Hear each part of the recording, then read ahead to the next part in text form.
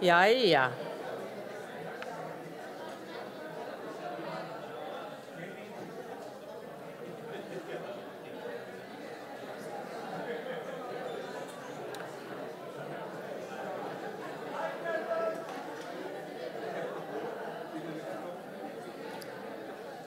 Enn verið að bera inn stóla eða okkur óvægt að fara að byrja? Já, það koma nokkur í viðbót. Þetta ánægjuleg töf.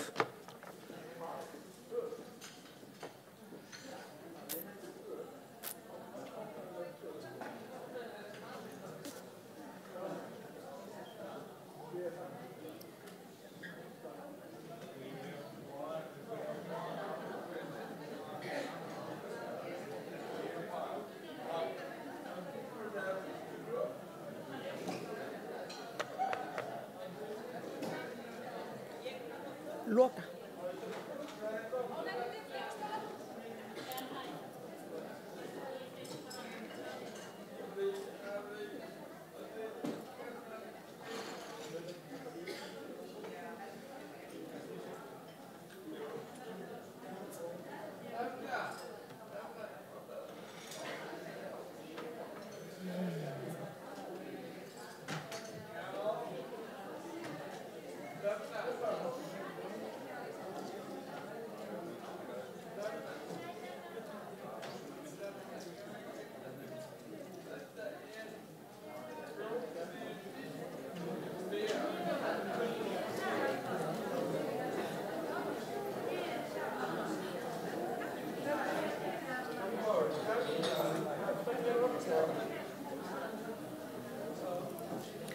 Jæja. Kæru gestir, kæru vinir og bandamenn. Ég býð ykkur öll hjartanlega velkomin á málþingið uppfærsla betri þjónustu fyrir fatlað fólk. Það gleður mig að sjá ykkur svona mörg samankomin og ég hlakka mikið til samtalsins hér í dag og mér finnst það eiginlega sérstaklega ánægjulegt að tefjast við að koma ykkur öllum fyrir. Þetta byrjar vel. Þegar rætt mannréttindi fatlaðs fólks, mætti stundum ætla að fatlað fólk og hagsmunasamtök þess krefjist sérréttinda og þjónustu sem íþyngjandi og kostnaðarsöm fyrir samfélagið. Það ekki rétt. Það eina sem fatlað fólk gerir kröfu að njóta sömu mannréttinda og allir aðrir. Samningur Sameinuðu þjóðanna réttindi fatlaðs fólks áréttar þetta og minnir á að mannréttindi eru algild og eiga við alla óháð öðru en því að vera manneskja. Samningurinn skilgreinir hugtakið fötlun þannig að hún verði til í samspili skerðinga og hindrana í umhverfi sem gerir ekki ráð fyrir fjölbreyttum þörfum. Það ekkert að fötluðu fólki, en það eitthvað að samfélagi sem mismunar á grundvelli fötlunar. Það eru manngerðar hindranir í samfélagi sem aldrei hefur gert ráð fyrir fjölbreyttum þörfum sem koma í veg fyrir að fatlað fólk njóti sömu réttinda og tækifæra og aðrir á nauðsynlegs stuðnings. Stuðnings- og stoðþjónusta því ekki sértæk forréttindi heldur verkfæri til að búa til réttlátt og betra samfélag. Brúin milli loforða stjórnvalda og veruleika fatlaðs fólks. Það má aldrei gleymast að þjónusta við fatlað fólk fyrst og fremst mannréttindamál, en ekki velferðarþjónusta. Þegar þjónustan bregst fötluðu fólki, þá bregst samfélagið fötluðu fólki. Þegar fólk fær ekki þann stuðning sem það þarf og á rétt á til að lifa sjálfstæðu lífi, taka eigin ákvarðanir og taka þátt í samfélaginu, þá verið að brjóta á grundvallar réttindum þess. Undanfarin misseri hefur orðið vart við alvarlegt bakslag í mannréttindamálum, bæði þegar kemur að réttindum fatlaðs fólks og annarra jaðarsettra hópa. Fjárframlög til málaflokksins hafa verið dregin saman og við finnum fyrir minni áhuga stjórnvalda og baráttu samtakana og baráttu okkar allra. Krafa Þroskahjálpar alveg skýr. Mannréttindi eru ekki valfrjáls og þeim má ekki útdeila eftir hentisemi. Það einnig fullkomlega og algjörlega óásættanlegt að setja verðmiða sérstaklega á mannréttindi eins hóps eins og fatlað fólk hefur mátt þola mörg undanfarin ár. Mannréttindi eru sáttmáli sem við berum öll ábyrgð á að verja Baráttan fyrir mannréttindum fatlaðs fólks að allir njóti sömu mannréttinda. Þess vegna barátta Þroskahjálpar og okkar allra fyrir mannréttindum fatlaðs fólks leið barátta fyrir mannréttindum okkar allra. Til þess að verja þann árangur sem hefur náðst og ná enn meiri árangri þurfum við skýra stefnu, raunhæfar aðgerðir og þjónustu sem virkar í daglegu lífi fólks. En við þurfum líka samstöðu og dreifðari ábyrgð. Því jafnrétti verður ekki tryggt með lögum og reglugerðum einum saman. Það til lítils að tryggja manneskjum réttindi í lögum sem þær njóta svo ekki í reynd. Hér komum við saman, fulltrúar fatlaðs fólks, stjórnvalda, hagsmunasamtaka og fræðasamfélags til að eiga einlægt samtal, kortleggja stöðuna og leita leiða til úrbóta saman. Það einlæg von mín að þetta málþing verði upphaf að lengra samtali og nauðsynlegu samtali sem leiðir til raunverulegra breytinga. Því þegar þjónustan verður betra fyrir fatlað fólk, þá verður samfélagið betra fyrir okkur öll. Kæru vinir, takk fyrir að vera hér og takk fyrir að standa með okkur í baráttunni. Það sú samstaða sem skapar samfélag sem við getum öll verið stolt af. Ég segi málþingið uppfærsla betri þjónusta fyrir fatlað fólk sett og býð fundarstjórunum, þeim Ævari og Fabíönu að taka við stjórninni.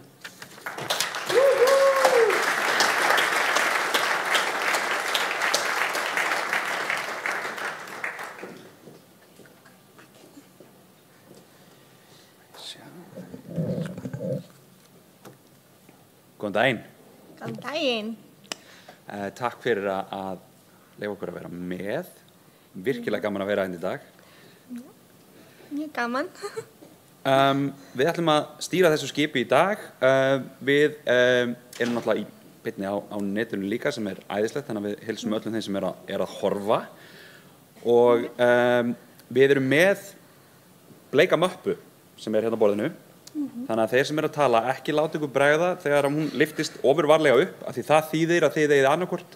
Í fyrsta skipti sem við lyftum henni, þá eigið þið 10 mínútur eftir, þetta sérstaklega með sófaspjallið eftir, og í annað skipti og við veifum henni aðeins, þá eru 5 mínútur eftir. Bara þannig að þið sjáuð svona í jaðarsjóninni aðeins eitthvað hreyfast, þá það líklega fína bleika mappan. Þið vitið af henni bara. Ja, og langar líka að segja Rán, hún teiknað fyrir okkur. Frábært sem mynd sem hægt teikna aftur, bara kveikja allir aftur hlið til að kíkja frá úti. Þannig að Rán hérna á fullu mitt og ég búin að sjá aðeins, við erum aðeins búin að sjá það sem hún að gera og þetta engin pressa Rán en þetta mjög flott hjá þér. Þannig að hérna, hún teiknar allt sem fyrir henni verður. Þannig að það verður gaman. Og þetta í 3 hlutum og það eru góðar pásur á milli, þannig að hérna, við höfum nægan tíma til að spjalla og svoleiðis og hlusta svo. Þannig að það eru regluleg uppbrot. Já. Ef að fara í fyrsta hlutan? Já, það ekki?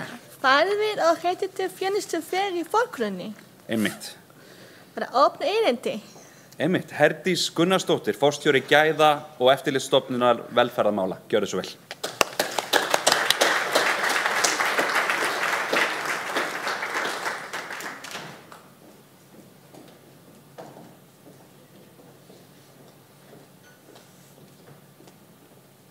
Já, góðan og blessaðan daginn. Gaman að sjá ykkur öll og ég virkilega glöð og ánægð að fá að vera með ykkur inn í dag og fá að flytja ykkur tíðindi frá okkur, ungri stofnun sem hefur það verkefni að standa vörð réttindi og þarfir meðal annars fatlaðs fólks. Ég flytja ykkur góðar kveðjur frá okkar starfsfólki. Býtum við, ég að fara í rétta átt hérna. Svona. Mér langar til þess í dag aðeins að segja ykkur frá GEF. Við köllum okkur í daglegu tali bara GEF. Það stytting fyrir þetta langa og þjála orð, gæða og eftirlitsstofnun velferðarmála. En stofnunin tók til starfa í ársbyrjun 2022 og þetta sjálfstæðisstofnun sem heyrir undir félags- og vinnumarkaðsráðuneytið og það var komin ákveðin þörf fyrir að setja á laggirnar stofnun sem þessa til þess að hafa eftirlit með velferðarmálum á Íslandi. Upphaflega voru við 8 starfsmenn eða 9 starfsmenn fyrir það bil 3 árum en við erum orðin 18 í dag. Þannig að það vaxandi þörf fyrir okkur og verkefni sem við sinnum. Mér langar aðeins í byrjun að segja ykkur frá hvert okkar hlutverk og hvað við gerum, hvernig þið getið líka leitað til okkar sem eru notendur þjónustunnar.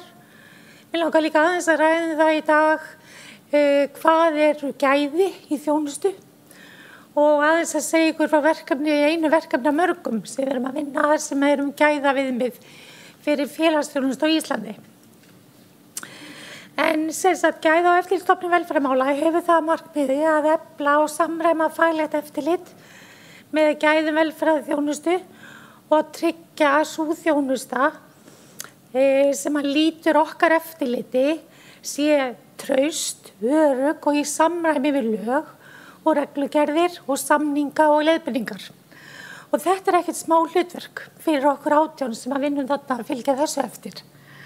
Og þetta mjög skemmtilegt en þetta líka áskorun og við reynum að gera okkar besta til þess að byggja starfsemin okkar þannig upp að við vöndum okkur í allri meðferð mála sem koma til okkar.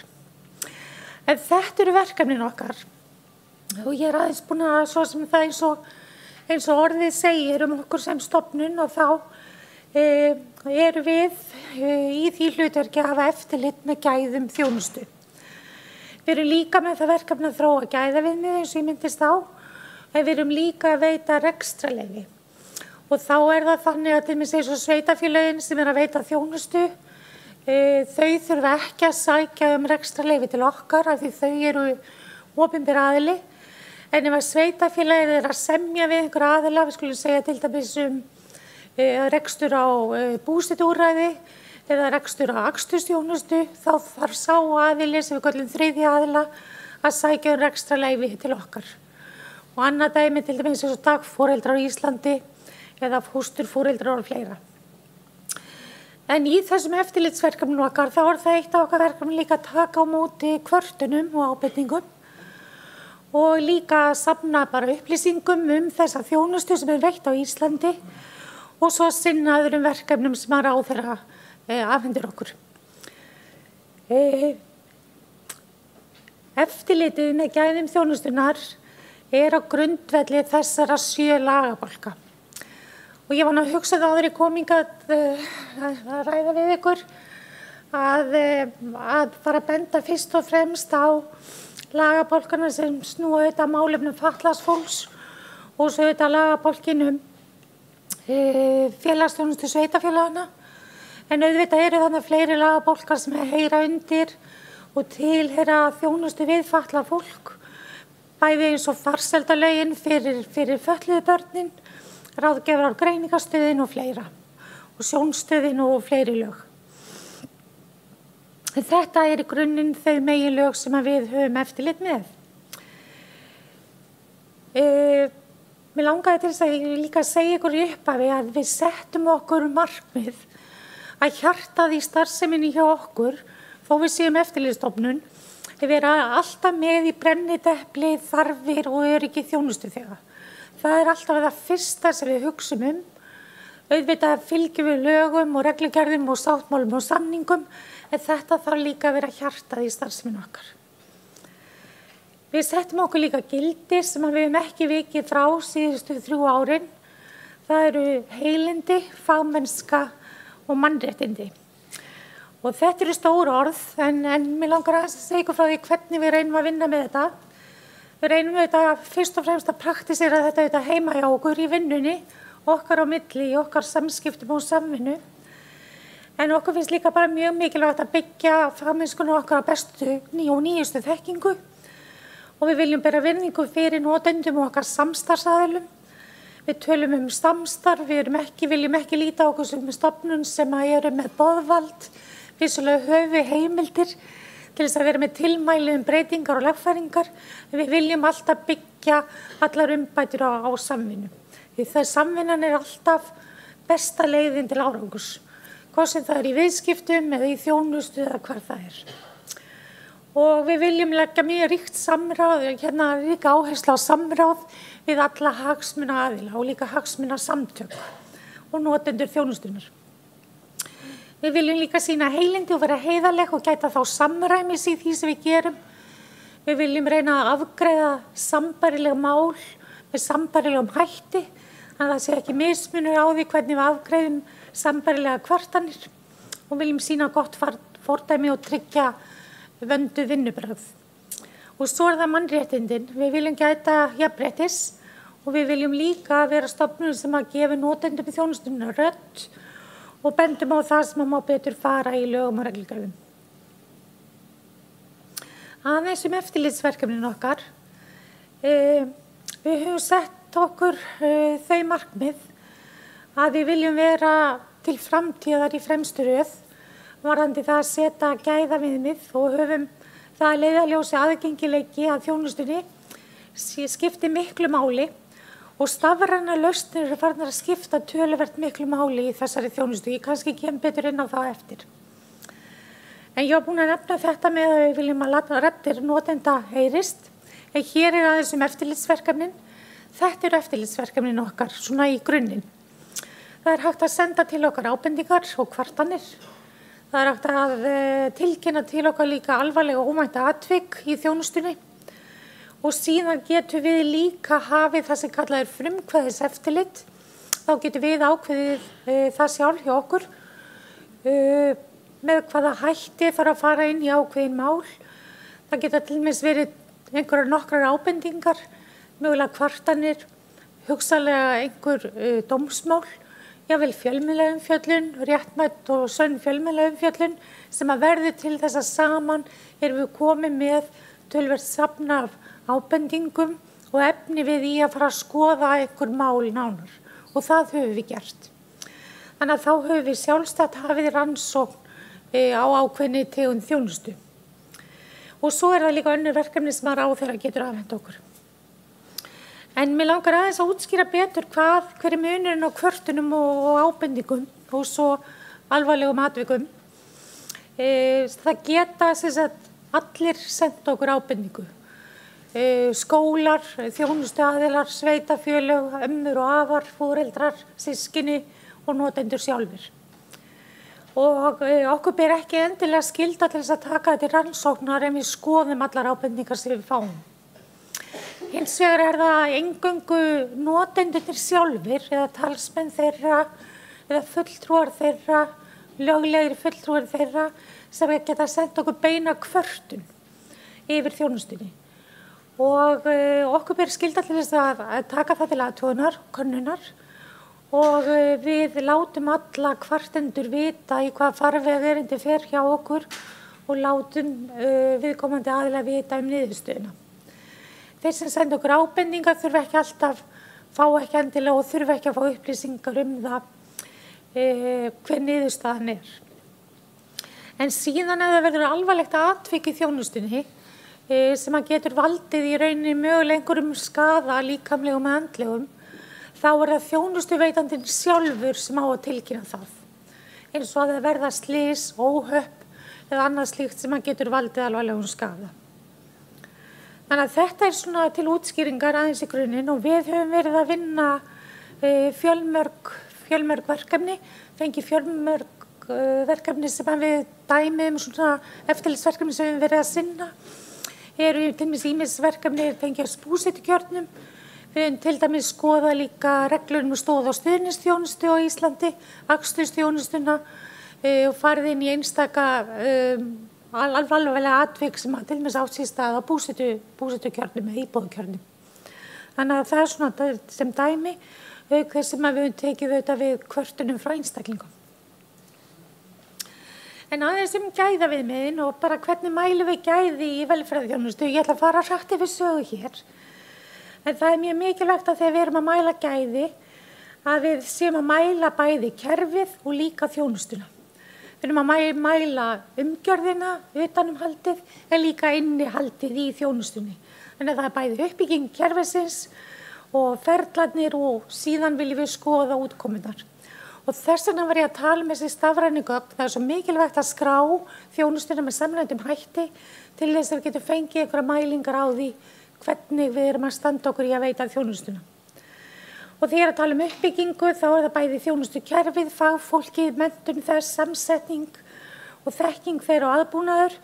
Ferlarnir eru samskipti, mat á þjónustuþörf, upplýsingagjöf, umönnun, veitt þjónustu og fleira. En það sem við viljum mæla, það ánægjan, það eru lífsgæðin, það eru uppfylling þarfa, hvernig erum við að uppfylla þarfinnar í þjónustunni, þetta kostnaði líka og árangur og annað slíkt. En gæðaviðmiðin nýtt verkefni sem við fórum að stað með í byrjun síðasta árs og erum komin langt í land með að klára það verkefni. Erum að fara að senda núna gæðaviðmiðin í umsagnarferli til sveitarfélaga og til notenda. En í grunninn þá erum við að leita fanga erlendis frá bestu þekkingu á þeim sem hafa verið að vinna að gæðaviðmiðum. Og gæðaviðmiðin einhvers konar svona undirstaðall sem segir okkur hvað góð þjónusta umfram kannski það sem stendur í lagatextanum sjálfum. Og við erum alltaf að leitast við að hámarka virði og þannig að skipulag þjónustunnar sé þannig að við getum treyst því að sams konar þjónusta veitt á sambærilegan hátt. Jafnvel þó sért í mismunandi sveitarfélögum, hjá ólíkum sveitarfélögum. Og hvað á ég við því að tala virði þjónustunnar? Þetta svona svolítið háfleygt orð. Þetta ósköp svona frekar einföld formúla, stærðfræðiformúla, sem kemur úr viðskiptageiranum en álíka við bæði heilbrigðisþjónustu og velferðarþjónustu. Til þess að auka virðið fyrir mig sem manneskju sem þarf þjónustuna, eða fyrir mig sem móður eða ömmu, eða fyrir samfélagið, bara virðið fyrir samfélagið í heildina, þá viljum við auka gæðin og við þurfum að finna leiði til þess og við þurfum að efla þjónustuna. En við þurfum líka þá að draga úr kostnaði. Ég er ekki að tala þá sparnað, það að setja minni pening í þjónustuna, heldur fara betur með peningana, fara betur með tíman. Tíminn líka kostnaður, það sé ekki tvíverknaður, við sem ekki að láta fólk bíða óþarlega lengi og sóa tíma fólks. Það líka eitt sem hægt að laga. Ég ætla aðeins að hlaupa yfir þetta því tíminn styttist, en þetta bara aðeins þess að sýna ykkur það að við erum að þróa þessi gæðaviðmið í samstarfi við erlenda aðila og erum að byggja á grunni vinnu erlendis frá og ætlum okkur að fá að kynna þetta betur fyrir ykkur núna í árslok. En markmiðið með gæðaviðmið í félagsþjónustu að vera eins og ég sagði á svona grunnstoð og til þess að valdefla og búa til réttláta þjónustu og lýsa því hvað eru gæði í þjónustunni og stuðla að umbótum og mælanlegum árangri. Það geta mælt árangurinn af þjónustunni. Og við viljum líka byggja á mannréttindum, gegnsæi og fagmennsku.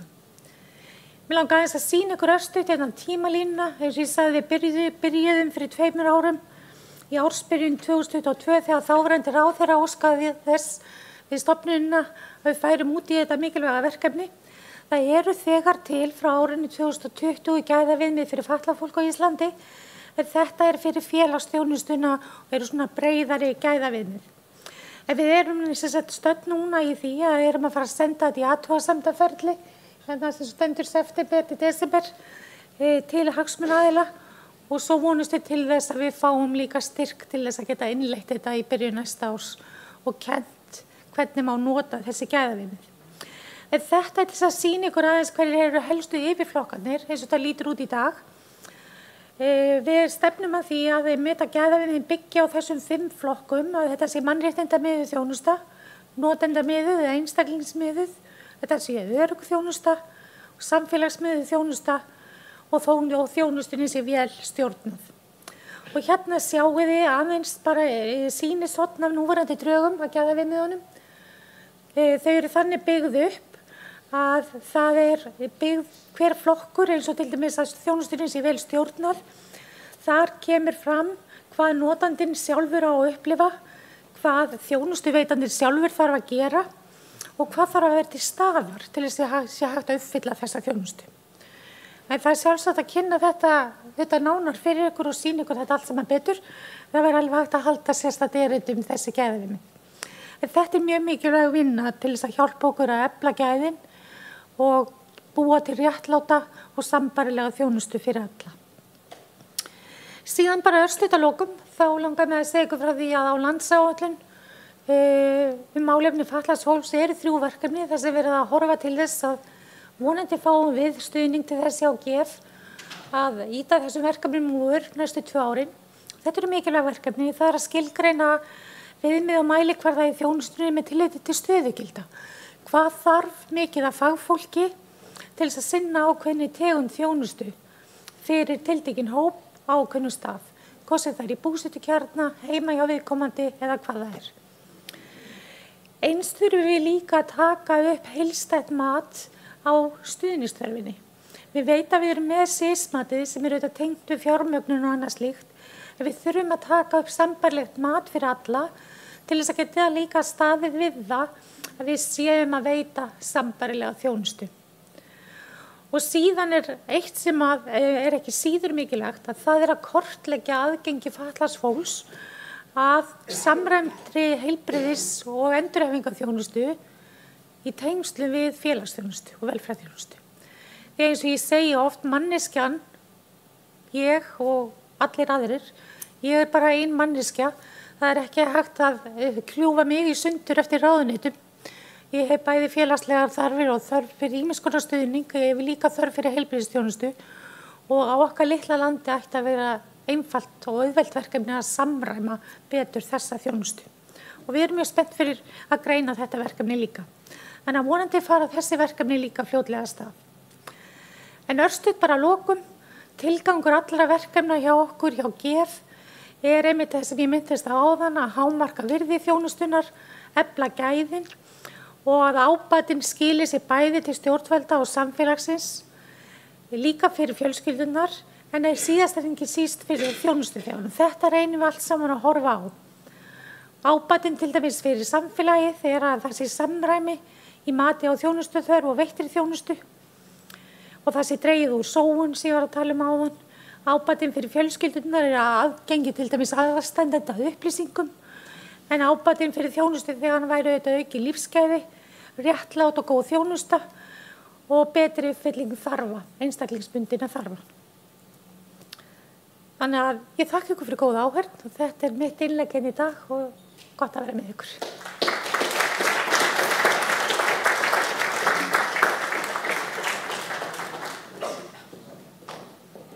Takk fyrir þetta, Herdís. Þú kláraðar á sekúndu. Bara, ég ekki að djóka. Vel gert. Mjög flott erindi. Mjög flott erindi.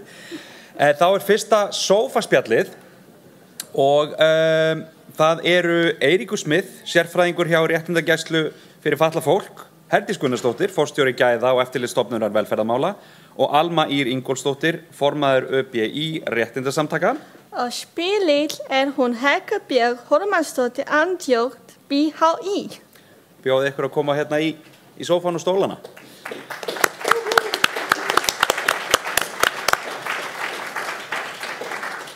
Og tökum það fram, það ekki tími fyrir spurningar úr sal, en endilega, við höfum regluleg kaffihlé, stökkvið á þau þar ef það eru frekar spurningar. Já.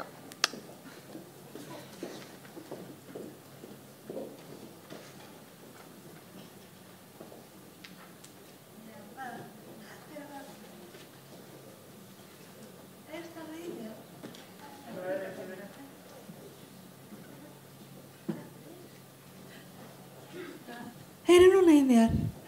Og ekki, en það bara takk kærlega fyrir að koma. Eiríkur, Alma og Herdís.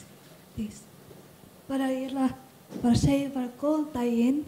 Ég heiti Hekla Björg Hólmarsdóttir og ég starfa sem aðjúnkt við Háskóla Ísland og meðal annars að vinna í menningar, nýsköpun og háskólaráðuneyti sem stjórnarfulltrúi. Mér langar að byrja á að tala það sem liggur mjög mikið á hjarta hjá mér. Að fólk með fötlun njóta raunverulega sömu mannréttindi þó aðrir að lifa sínu eigin lífi. Það þá ekki þurfa að bíða eftir þjónustu sem þau eiga rétt á og það þarf ekki að hlusta á alla ævi að þau séu byrða á samfélaginu. Við þurfum að breyta viðhorf, horfa styrkleika, hæfni og fjölbreytileika en ekki kostnaði. Þegar fatlað fólk fær tækifæri til að gera eitthvað þá fylgir því oft mikið ábyrgð. Við þurfum að standa okkur, mæta á rétt tíma, gera hlutina vel. Ef við mistöksum, þá heyrum við stundum raddir sem segja þetta hafði ekki virkað. Þess vegna þarf samfélagi að styðja okkur svo að ábyrgðin verði ekki aðeins á herðum einstaklinga sjálfra. Þetta hluti af þjónustu sem byggjar á réttindum og að ábyrgð okkar allra að tryggja að fatlað fólk fái raunveruleg tækifæri til framtíðar. Það er þetta sem ég vil leggja áherslu í umræðu í dag. Fyrsta spurningin nú eru stjórnvöld sem bera ábyrgð á því að fatlað fólk njóti þeirra þjónustu sem þeim eru tryggð í lögum og mannréttindasamningum. Eru þau að standa sig í þessu hlutverki? Ef við byrjum á þér, Eiríkur. Já, takk Agla, góð spurning. Þarna myndi ég líta á ábyrgð framkvæmdarvaldsins í þessu leyti, þessi stjórnvaldsins og ekki aðeins. Því að við einhvern veginn fest ykkur í að þessi ábyrgð stjórnvalda sýtur bara lög, en ekki allt og það hvernig lögum framfylgt og hvernig gæði. Heyrið eitthvað betur? Já, ok. Takk. Ég þarf ekki bara að tala hærra. Já, bara hvernig að tryggja það að markmið lagana og fram að ganga og tryggja fagmennsku og gæði og stuðla framþróun og umbótum og framförum og ekki bara það vegna þess að við höfum einhvern veginn fest í því að innleiðing samningsins einhvern veginn bara bundin það að leiða í gegn í lög en almenna skuldbindingina kveður líka á framþróun, stöðu á framþróun, félagslegra, menningarlegra og efnahagslegra réttinda. Þannig að mér langaði einhvern veginn svona benda á 3 atriði og ég er svo ánægður með kynninguna reyndar hjá Herdísi þannig að hún fer inn á eitt af þeim atriðum sem mér fannst svona hafi verið ábótavant hingað til hjá stjórnvöldum sem eru þessu gæðaviðmið. Og það er svo ánægilegt að sjá líka hvernig þróunin núna á gæðaviðmiðum en þau eru í takt við það sem í svona alþjóðlega eftir bestu þekkingu og í samræmi mannréttinda miða nálgun á gæðaviðmiðum og sérstaklega þess að við köllum SPO nálgununa sem ég sá að Herdís vísaði til þarna. Þannig að ég er mjög ánægður að það sé verið að vinna að því og þá framtíðarsýn sem að GF er með og það verður náttúrulega bara að hafa í huga að tilfærslan frá ríki til sveitarfélaga er búið að vera næstu 14-15 ára gömul núna og við erum fyrst núna að leggja svona niður einhver góð rök að alvöru gæðaviðmiðum og bara ánægilegt að sjá hvað þróun er hjá GF og það þarf bara að vinna markvisst að því að efla það eftirlit. Hitt atriði annað atriði sem ég held sé nauðsynlegt að líta á er að það hefur verið vöntun á markvissum og skipulegum upplýsingaöflun almennt stöðu fatlaðs fólks, stöðu réttinda fatlaðs fólks og bara stöðu þeirra í samfélaginu vegna þess að hinn ánginn sem við þurfum einhvern veginn að grípa er ekki bara gæði þjónustuna hjá því fólki sem er að fá hana, heldur líka hvernig er aðstæða þess fólk sem er ekki að fá þjónustuna. Og við þurfum líka að kortleggja biðtímann, við þurfum að kortleggja fólk sem hefur fengið samþykkta þjónustu en er ekki að njóta hennar og fleira þeimdur. Þannig að það þarf að safna öllum þessum upplýsingum saman og vinna markvisst og skipulega því að reyna þá að vinna umbótum þar. Og síðan svona þriðja atriði sem ég vildi nefna er að það er skortur á samrýmingar og stuðningskerfi. Og þegar ég segi samrýmingar og stuðningskerfi þá við stuðningskerfi fyrir fatlað fólk, aðstandendur og fagfólk. Og þarna er ég að horfa til svona hluta eins og Bútir er í Noregi, en kannski svipaðan svona hluti eins og miðstöð menntunar og skólaþjónustu er fyrir grunnskólaþjónustu á Íslandi og barna- og fjölskyldustofa er fyrir farsældina og barnaverndina. En þegar kemur að fötluðu fólki að þá skortir einhverja miðstöð þar sem að safna saman þessari þekkingu og leiðbeiningu og veitir stuðnings fyrir líka fagfólk. Því við finnum það skýrt hjá okkur og í réttindagæslunni að það er bara mikil vöntun ofta á bara upplýsingum fyrir fagfólk sem að eiga við kannski erfið mál og þyrfti nauðsynlega að geta gripið til einhverjar svona samræmda þekkingar hvað þetta varðar og stuðnings. Já, takk fyrir þetta.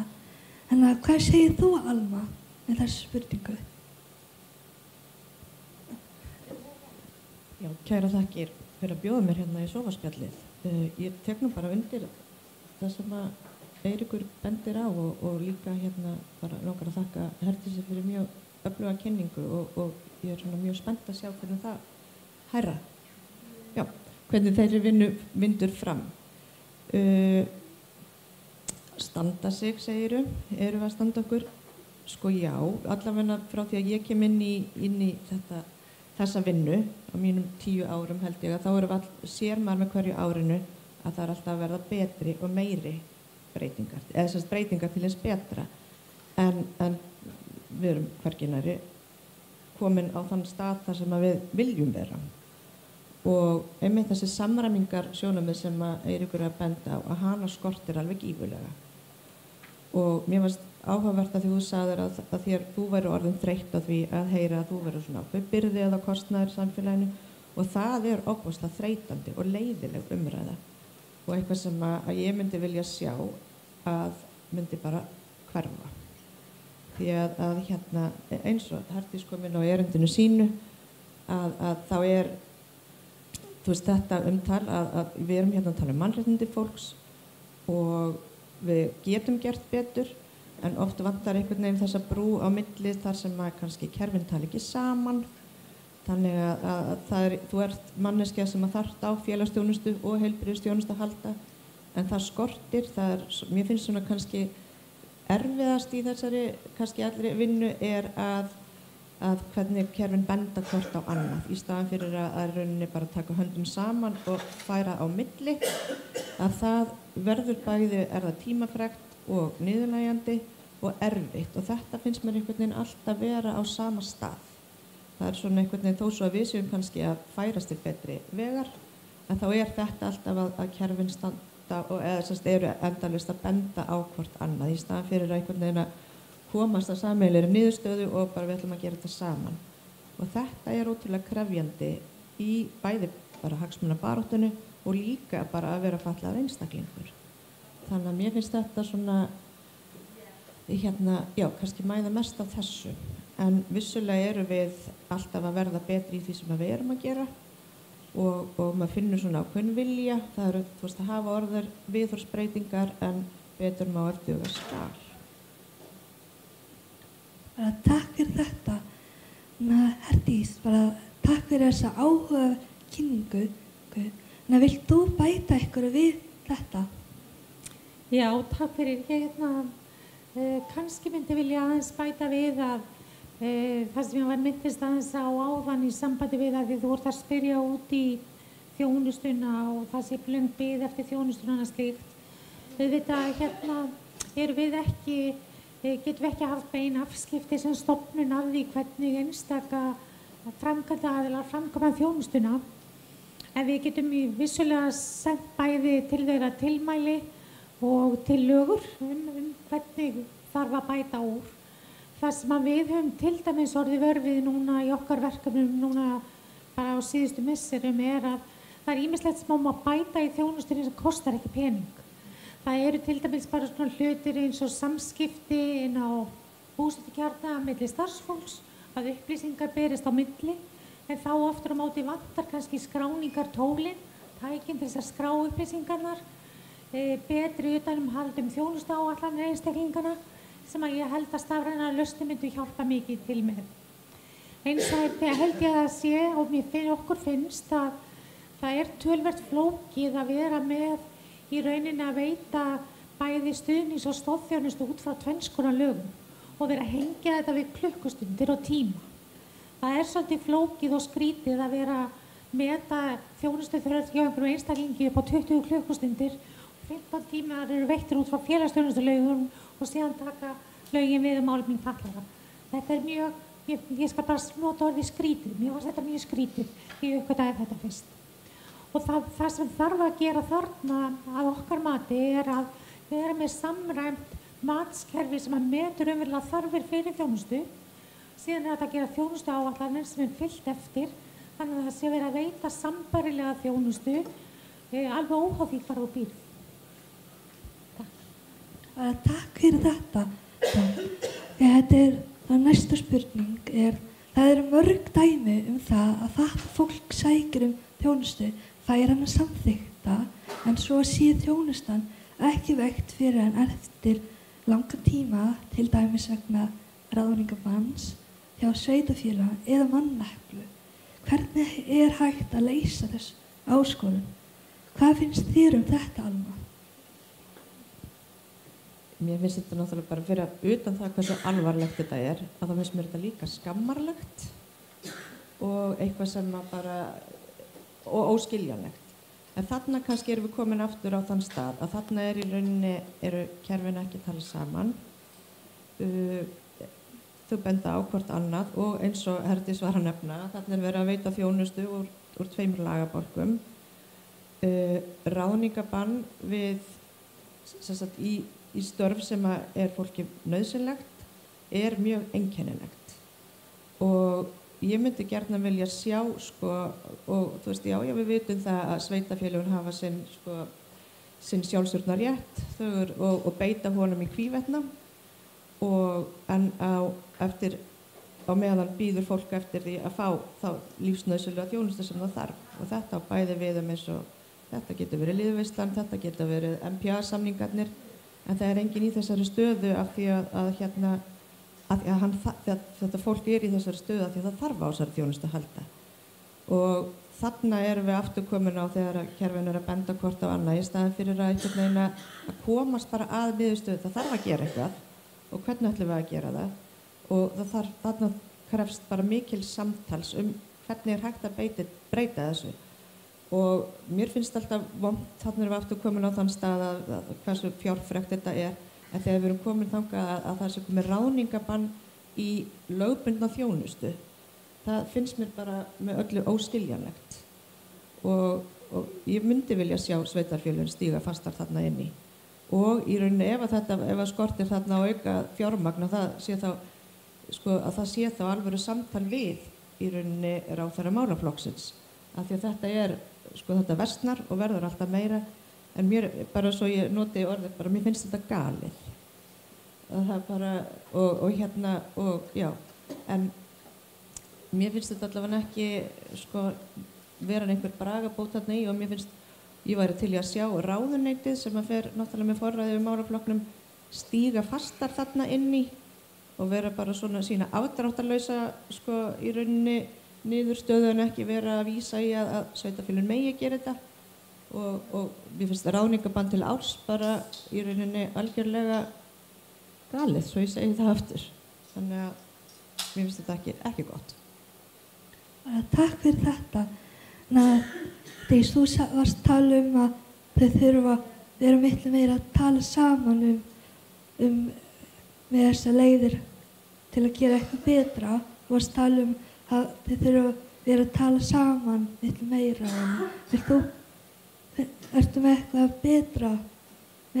betra leið fyrir að leysa þessa áskorun? Þú ert þá að meina gagnvart þjónustunni? Já, bara með þjónustu og bara með ráðningabanns hjá sveitarfélög og manneklu. Já, það sem að við í sjálfu sér það sem að við getum gert hjá Gæðaeftirlitsstofnunum velferðarmála að taka við þá kvörtunum. Það hægt að hafa samband við okkur og kvarta þá undan því ef fólk telur sig ekki vera að fá þjónustu annarkvort sem þá er rétt á eða það telur sig vera að búa að bíða of lengi og annað slíkt og þá förum við þetta yfir málið. Já, það eru sannarlega til leiðir til þess að bæta þjónustu og það bara svo margt hægt að gera. Þarf að einfalda kannski svolítið lagaramman og skýra það í rauninni hver á lágmarksþjónustan að vera og hvað sambærileg þjónusta og hún þarf að vera byggð á þörfum. Það eru bara ákveðnar þarfir sem við höfum sem manneskjur, hvort sem er aðstoð við daglegar athafnir með lífs, koma okkur á fætur, koma okkur í fötin, meðan einhver annar þarf akstursþjónustu og fleira. og þetta þarf bara í rauninni, það mjög einfalt að halda betur utan það. Ég bind vonir við verkefni sem farið í gang og það kannski ekki mitt að segja frá því. Ég veit ekki hvort það eru fulltrúar frá ráðuneytunum núna. Ég veit að við höfum ítt töluvert á það hjá Geðeftirlitsstofnun velferðarmála að það sé tekin upp samræmd skráningu velferðarþjónustu á Íslandi. Ég orðin svolítið eins og bilu plata að tala þetta.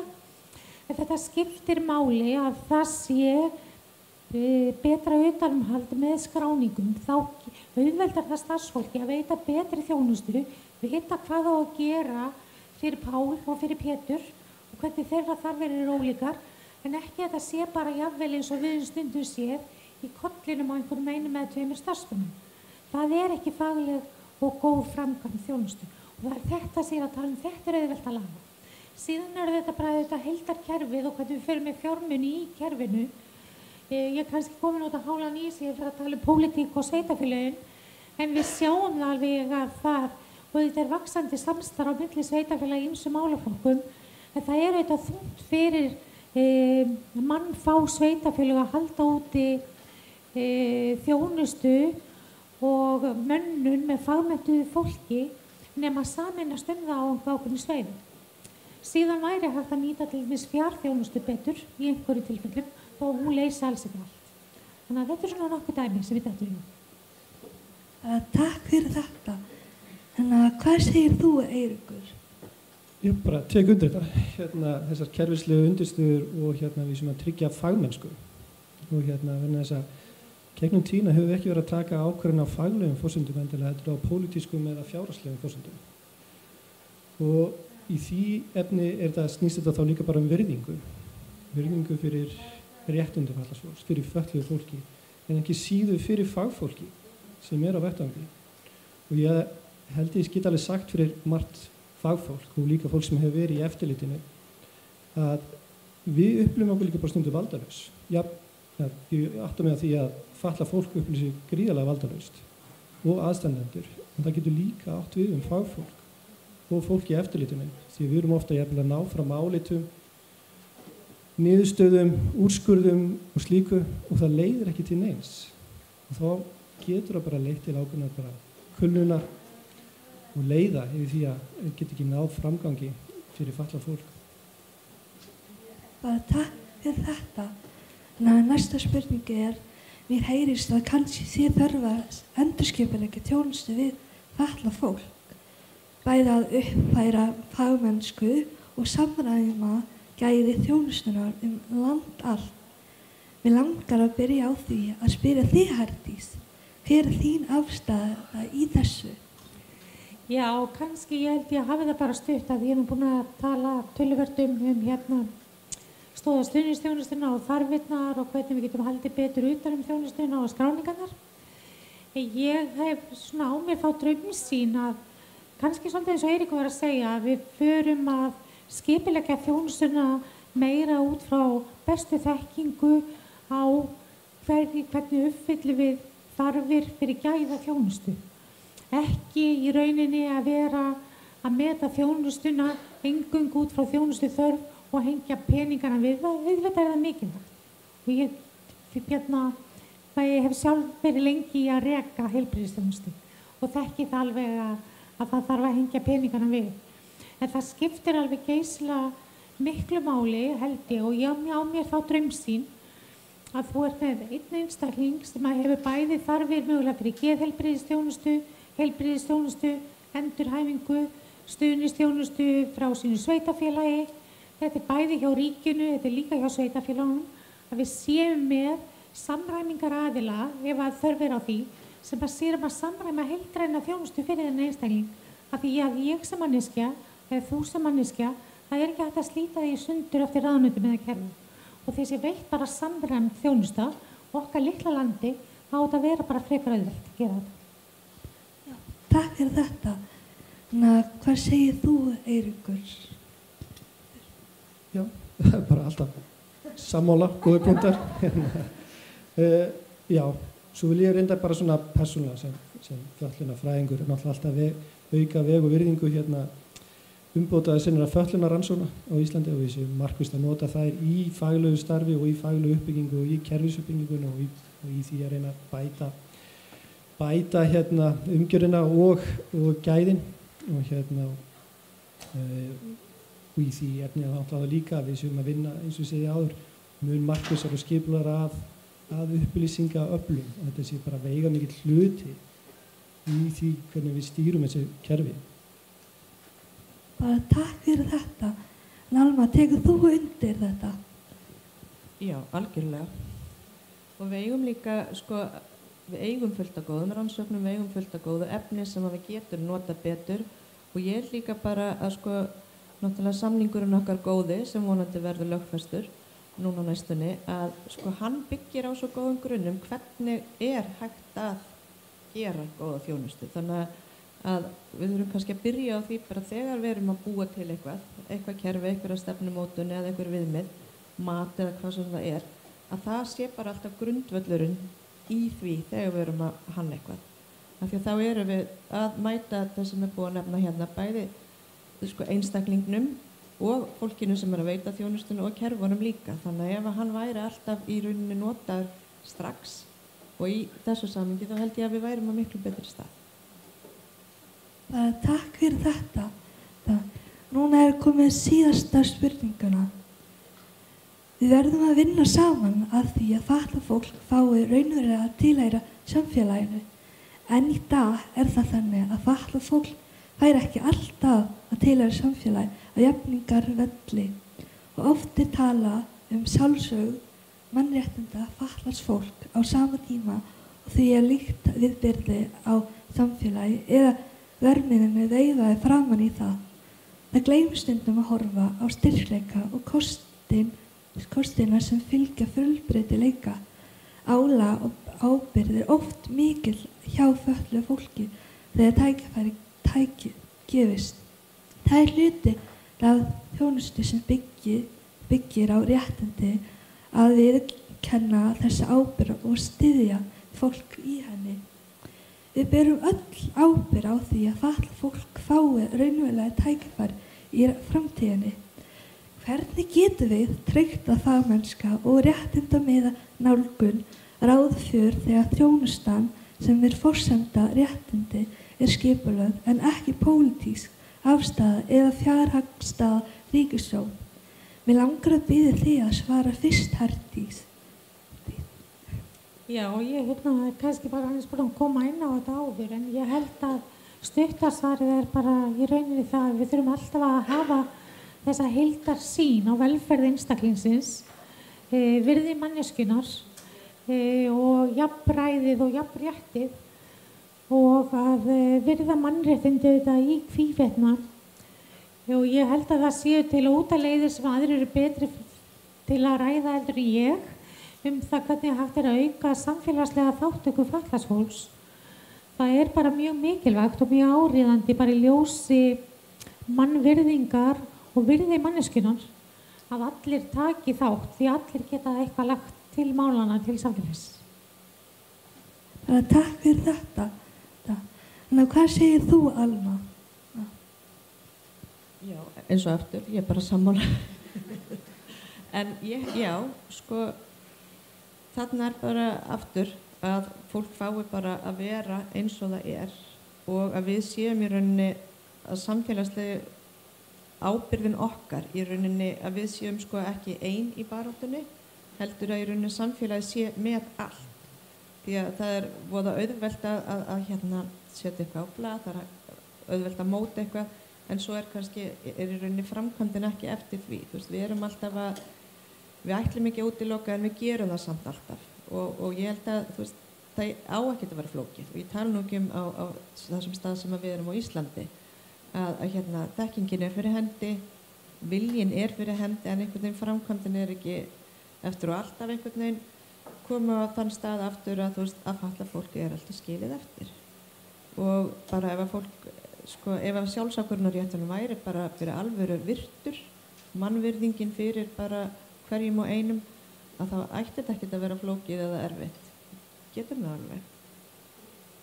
Bara takk fyrir þetta. En vilt þú bæta einhverju við, Eiríkur? ekki nema þá bara að við sýnum bara auðmýkt fyrir verkefninu og viðurkennum að við erum ef til vill að ofmeta kerfið og við erum að vanmeta þá alþjóðlegu skuldbindingar sem að samningurinn leggur okkur á herðar og stjórnvöld. Og þá kannski beinast það líka bara til stjórnvalda að þau efli sig líka, þau auki þekkingu innandyra hjá sér, innanbúðar hjá sér og efli sig í því að reyna að tryggja, að viðurkenna, vernda og tryggja réttindi fatlaðs fólks í hvívetna og bara taki það verkefni af mikil auðmýkt og virðingu. Bara takk fyrir þetta. Ég ætla að segja hans loka orð. Við verðum að vinna saman, stjórnvöld, fagfólk og notendur að því að fatlað fólk fái raunverulega að tilheyra samfélagi á sínu eigin forsendum. Fatlað fólk ekki byrði. Það hluti af samfélaginu með styrkleika, reynslu og hæfni sem eflir okkur öll. Bara takk fyrir okkur. Bara takk fyrir að koma. Takk fyrir okkur.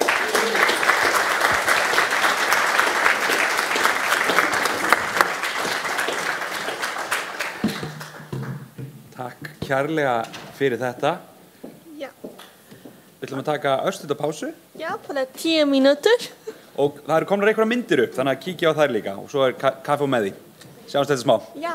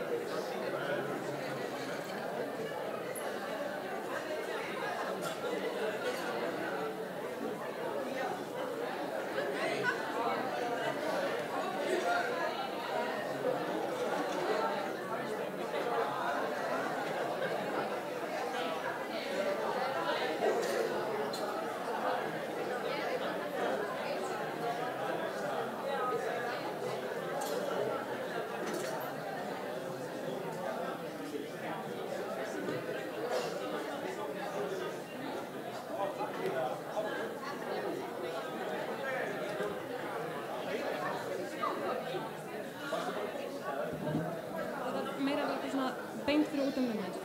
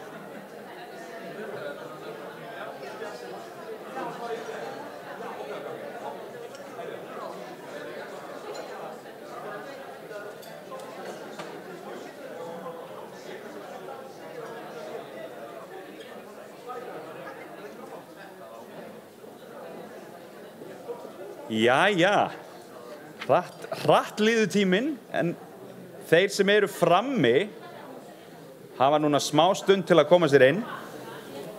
Kannski einhver ennþá í röð og eitthvað svona. Það er einhver sem að gleymdi þessum síma á klósetti. Herðu, við auglýsum hann. Meðan fólk er að koma inn í sal, þá gleymdist hér síminn á baðherbergi. Er einhver sem kannast við hann? Ef enginn kemur, þá ákveði ég að það þýði að við megum eigan, þannig að vinsamlegast endilega komið og og sækið símann. Við höfum hann hérna á borðinu hjá okkur. Skulum gefa fólki smá stund til að koma inn.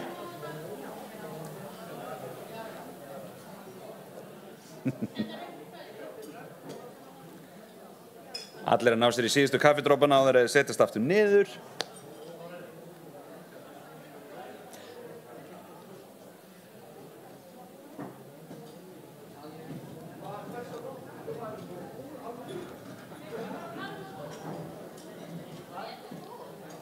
Eru þið nokkuð að fara með borðið fram? Stinga af? Stinga af? Það var ekki missa.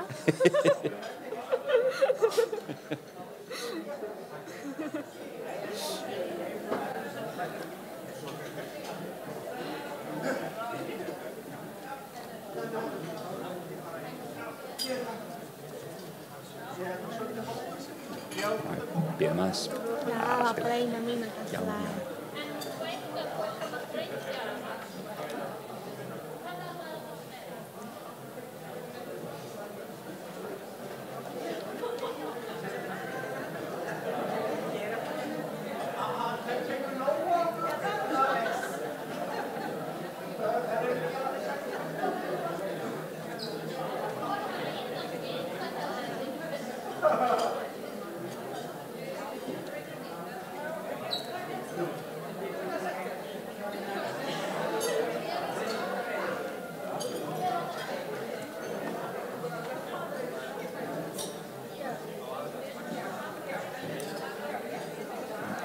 Við með eina í viðbót og svo skulum við það.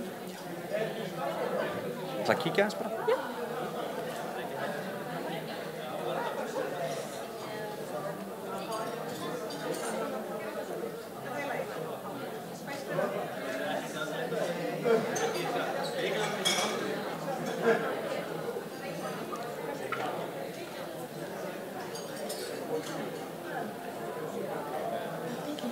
Já, förum bara. Jæja, þá ætlum við að fara að byrja þetta. Ég lyfti aftur hérna upp, það gleymdist sími inn á baðherbyggi, ef einhver kannast við hann. Það eru svona stjörnur í bakgrunnum og hann verður hérna á borðinu. Þannig að þið vitið af því. Þannig að ef það hringir allt í einu sími í miðju erindi, þá er það ekki okkur að kenna ef það er á þessu borði. Bara. Jæja, það er að byrja núna annar hluti sem við köllum áskoranir í verkefnum geðheilsuteymis taugaþroskaraskana og við byrjum á erindi. Já, erindi hjá Bjarkey Önnu Hringsdóttir, teimstjóri geðheilsuteymis taugaþroskaraskana. Gefum henni gott klapp.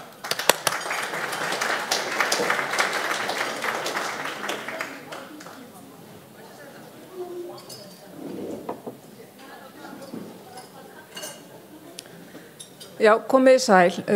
Mér langar að þakka Þroskahjálp fyrir að bjóða okkur hér í geðheilsuteymi taugaþroskaraskana að vera hér með ykkur í dag.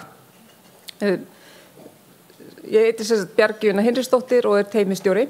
Við erum í geðheilsuteyminu með nýja nálgun í geðheilbrigðisþjónustu fyrir fatlað fólk og sem sagt við hófum starfsemi árið 2021 í apríl. Við erum þverfaglegt teymi og erum skipuð sem sagt hérna atferlisfræðingi, geðlækni, heimilislækni, hjúkrunarfræðingum, iðjuþjálfum, sálfræðingi og þroskaþjálfum í þessu teymi. Við störfum á landsvísu og erum annars stigs geðheilbrigðisþjónusta. Engu að síður að þá oft á tíðum erum við að sinna þriðja stigs þjónustu af því að þau mál sem koma til okkar eru það sérhæfð. Við sinnum ekki langtíma eftirfylgd en flest allir sem koma til okkar í meðferð þyrftu á langtíma eftirfylgd að halda og það getur því verið afar krefjandi og flókið að útskrifa fólk sem að þyrfti að vera í langtíma eftirfylgd. En því miður þá höfum við ekki ennþá fengið fjármagn til þess.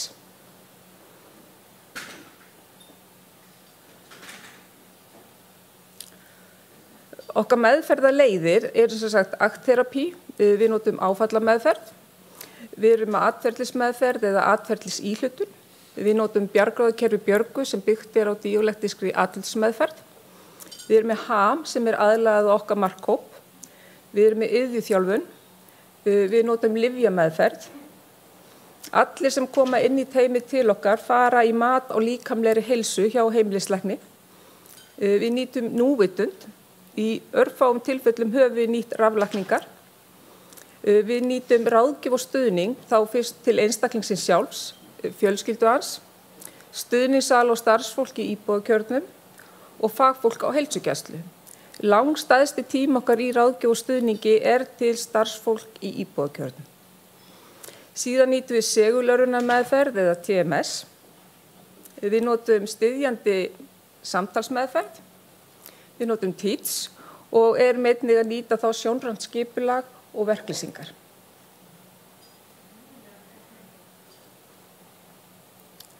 Markhópur teymisins, það eru einstaklingar sem eru orðnir 18 ára og eldri en eru fyrst og fremst með þroskahömlun. Mjög margir eru með alvarlegar eða óvenjulegar taugaþroskaraskanir og þá er ég að vísa til þess að mjög margir hjá okkur eru með erfðafræðilegan breytileika sem er mjög sjaldgæfur og er orsök þeirra fötlunar. Auk þess er margir með einhverfu, flogaveiki, CP eða hreyfihömlun, auk þess að vera þá með klíniskan geðræna vanda eða krefjandi hegðun. Og ef við erum að tala krefjandi hegðun, þá erum við að skoða, þessi krefjandi hegðun sökum fötlunar eða þetta klíniskur geðrænn vandi sem ekki hefur verið greindur.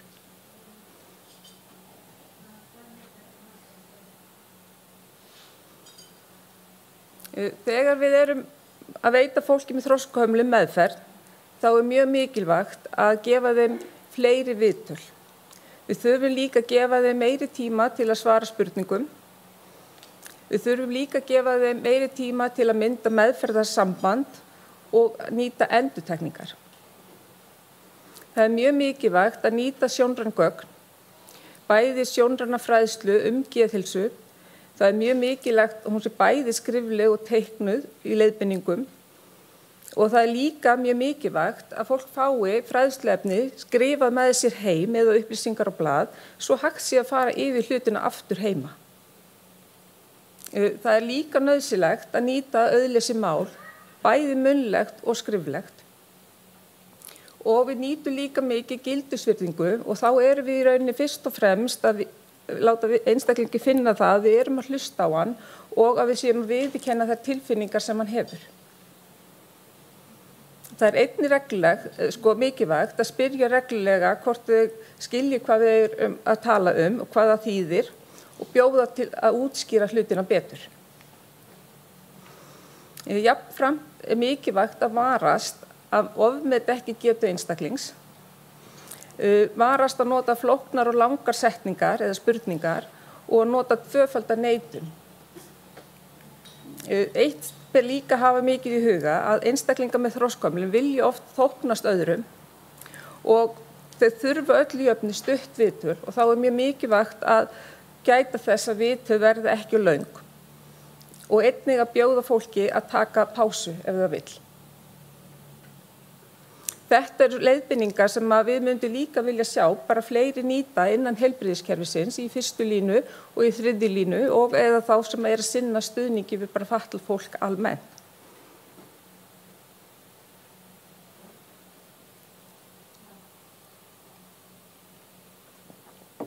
En eitt af okkar áskorun svo að við teljum mjög mikilvægt að það þurfi að styrkja bara almennt grunnþekkingu út á akrinu. Og til okkar er of mikill stór hópur að koma með alvarlegan kvíða, áhyggjur eða hegðun sem þykir erfið vegna þess að það vantar grunnþekkingu meðal annars á þroskahömlun, einhverfu, skynúrvísluvanda eða málþroska.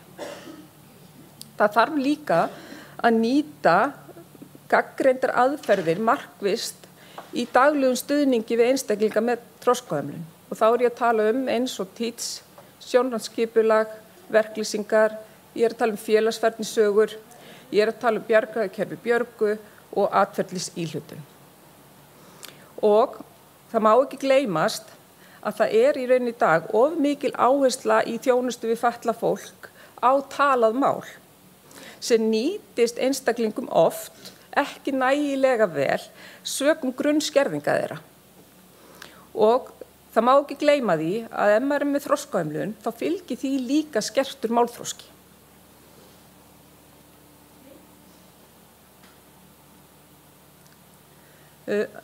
Aðrar áskorunir hjá okkur eru þær að við erum, flestir okkar notendur, þeir eru með margþættan vanda. Þau eru annars vegar með þroskahömlun, svo auk þess að við erum með aðra samþætta fatlanir, þau eru líka með klíniskan geðræna vanda. Mjög stór partur hjá okkur er líka með alvarlega sjúkdóma og þess má geta í upphafi teymisins árið 2021 þá gerði Íris Indriðadóttir sálfræðingur könnun þar sem hún tók út aðgengi fatlaðs fólks að geðheilbrigðisþjónustu og í þeirri könnun kom fram að 40% einstaklinga sem búa og fá stuðning í íbúðakjörnum hér á landi eru með alvarlega sjúkdóma. Þannig þetta er gríðarlega hátt hlutfall sem eru oft með alvarlega sjúkdóma eins og flogaveiki, sykursýki, kæfisvegn eða einhver hjartasjúkdóma. Auk þess erum við að tala aðra svona líkamlega kvilla eins og mjög stór hópur sem kemur til okkar er til dæmis með mjög alvarlega hegðatregðu sem getur haft gríðarlega mikil áhrif á daglegt líf fólks. Síðan það umhverfisþættir sem geta haft mikið að segja í okkar vinnu, bæði verðandi það að það koma öllu jöfnum mjög margir að stuðningi við hvern og einn einstakling og allir sem koma til okkar í meðferð þurfa öllu jöfnu talsvert mikinn stuðning við að nýta okkar þjónustu og meðferð. Og þá erum við að tala að það eru náttúrulega aðstandendur sem eru aðstoða, það eru stjórnendur og íbúðakjörnum, það eru félagsráðgjafar og ráðgjafar hjá sveitarfélögunum. Eftir því sem fólk er með meiri stuðningstarfir því fleiri starfsmenn vinna almennt með þeim inn á þeirra heimili og við erum kannski að heyra tölu alveg undir 50 mann sem sé að starfa inn á heimili fatlaðs fólks og þetta er náttúrulega bara gríðarlegur fjöldi. En þetta það umhverfi sem við búum við. Einnig hefur mikið að segja hvernig þriðji aðilinn getur oft brugðist við svo við getum í rauninni náð góðum árangri í okkar meðferð. Þá ég bæði að tala að í ákveðnu tilfellum þarf kannski aukningu eða breytingu eða jafnvel breytt vinnulag og þá skiptir rosalega miklu máli að þriðji aðilinn bregðist vel við og fylgi því vel eftir svo við náum góðum árangri í okkar meðferð og okkar vinnu. Síðan það að það eru mjög fáir sérhæfðir fagmenn, hvort sem það í heilbrigðiskerfinu eða velferðarkerfinu sem hefur góða þekkingu á því að veita fólki með þroskahömlun, hvort sem það heilbrigðisþjónustu eða velferðarþjónustu. Og þarna þarf háskólinn kannski að stíga meira inn af því það lítið fjallað fólk með þroskahömlun bara almennt í grunnnámi margra fagstétta. Og þarna þarf að verða meiri bragarbóta á, þannig að þegar fólk útskrifast hafi það ákveðna þekkingu til þess að geta sinnt þessum hópi. Og við finnum til dæmis bara verulega fyrir þessu, til dæmis þegar kemur að sálfræðingum. Það mjög lítið fjallað fólk með þroskahömlun í námi sálfræðinga. Síðan það sem okkur hér á Íslandi þurfum að berjast fyrir og ættum að reyna að fá, það væri einhvers konar svona habilitering nálgun eða hæfing á Íslandi.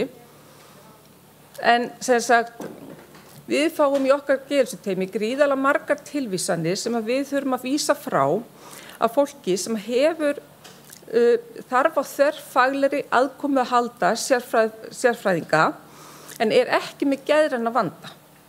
Kannski með, mjög svo samþættar fatlanir, mikið líkamlegan heilsufarsvanda og þarf mjög svo sérhæfða stuðning.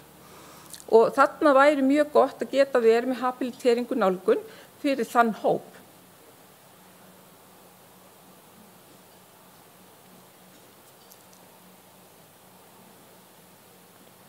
En aðrar áskoranir hjá okkur þar að við erum mjög lítið teymi. Við erum bæði lítið og við erum mjög ungt teymi. Eins og ég sagði ykkur áðan þá tókum við til starfa árið 2021. En okkur ætlað að mæta þörfum alls okkar markhóps. Og það krefst mjög svo sérhæfðar þekkingar á mjög mörgum sviðum. Þannig að við eigum bæði að vera góðir sérfræðingar í geðrasjúkdómum, við eigum að vera góðir sérfræðingar í kvíða og þunglindi, áfallameðferð og svo ennþá fleiri þáttum. En eins og þið sjáið hérna á myndinni þá innan Landspítalana geðsviðs 16 úrræði fyrir fólk sem þarf að leita sér geðheilbrigðisþjónustu. Við höfum mjög sjaldan tækifæri til að vísa okkar markhóp áfram inn í þessi úrræði eða þá þau að leita sér þangað sjálf. Hvort sem það þegar við teljum að okkar þekking og meðferð bara nægi ekki og viðkomandi þurfa að komast inn á þriðju línu þjónustu, eða þá þegar við óskum eftir því að fá sérfræði álit annarra sérfræðinga, til dæmis út frá einhverju geðrasjúkdómi eða þunglyndi eða kvíða. Þá yfirleitt þá þessum hópi okkar, honum vísað frá sökum þess að þau eru með þroskahömlun.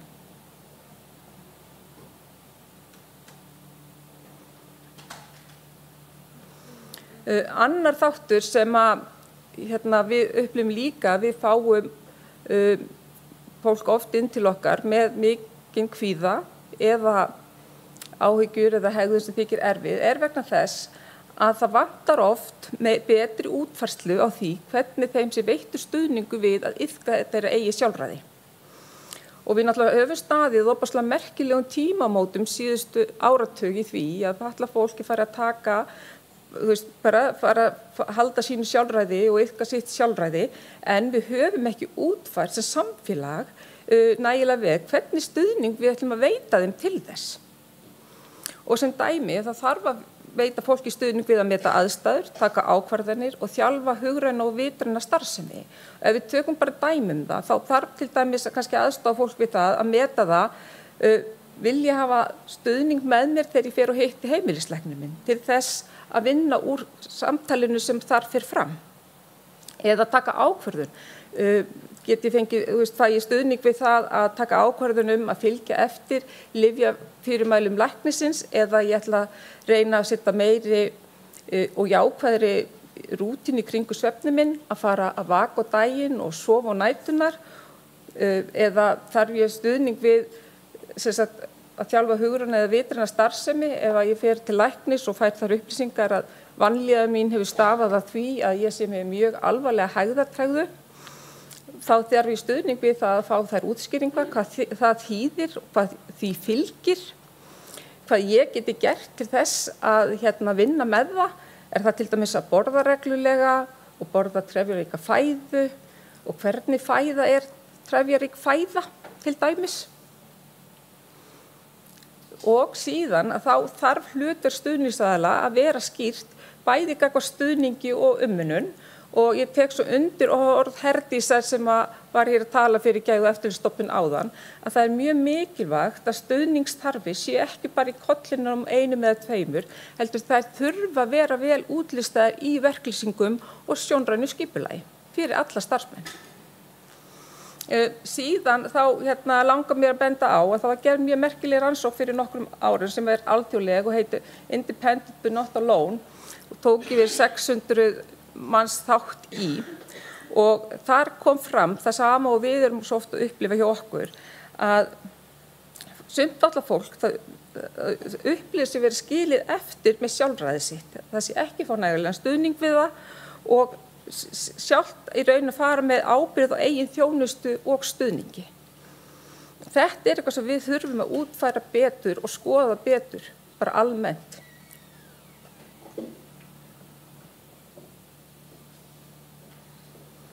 En okkar framtíðarsýn er sú að það þarf að vera forvarnir í geðheilbrigðismálum fyrir einstaklinga með þroskahömlun á Íslandi.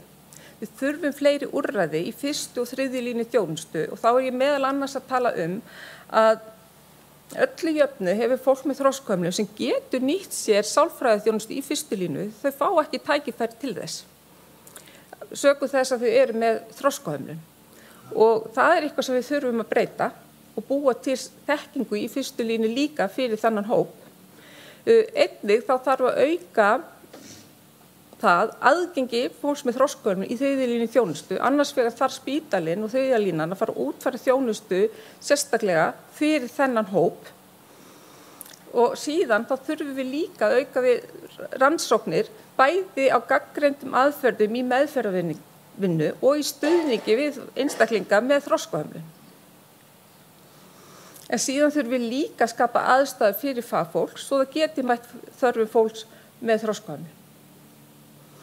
En í lokin þá þarf líka að setja bæði fjármagn og svo líka að setja bara í rauninni í forgang að staðla og þýða matstæki á auðlesnu máli. En hér á Íslandi þá höfum við ekki mikla móða varðandi það, en við sjáum að þau eru til á Norðurlöndunum. Þannig að það ætti vera hægt hér, en það þarf fjármagn, það þarf fagfólk til þess að sinna þessu. Takk hérlega.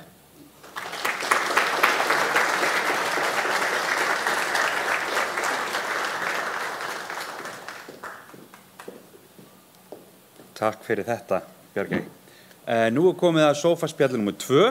Það Dagur Bjarnason, yfirlæknir geðheilsuteymis taugaþroskaraskana, Hanna Kristín Sigurðardóttir, forstöðumaður og íbúðakjarna og Gerður Agot Arnórdóttir, læknir. Spirit hann Atli Már Haraldsson, starfsmaður Fatlaðs fólks.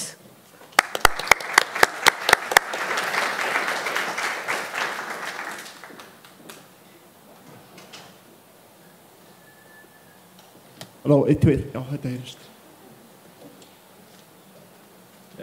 Velkomin í þinn sófaspjall og ágæti gestir. Ég ætla að byrja að segja frá sjálfum mér aðeins. Ég heiti Atli Már Haraldsson Sebits, oftast kallað Atli, og ég búinn að vera með geðfötlun frá 2013 og það náttúrulega hjálpaði mér mjög mikið þegar ég fekk aðgang að geðheilsuteyminu. Þar unnum við bjargráð og vorum með og sirkum hvernig lyfin ætti að virka. Og það sem hefur oftast virkað fyrir mig að mæta þótt að ég sé ekki vel stemdur. Stundum get ég ekki, stundum get ég það, en ég byrja oft á því að meta aðstæður áður en ég segi bara að ég kemst ekki í vinnuna eða skólan. Jæja, förum þá beint í spurningarnar. Sjá.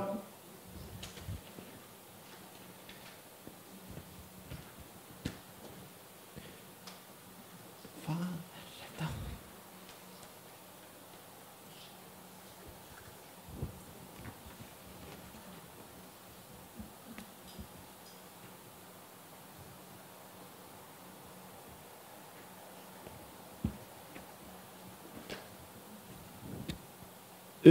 Svo byrjum á spurningunum. Þetta eru nokkra spurningar en ég veit ekki hvort að fólk hefur svör við öllu, en við skulum bara láta á að reyna.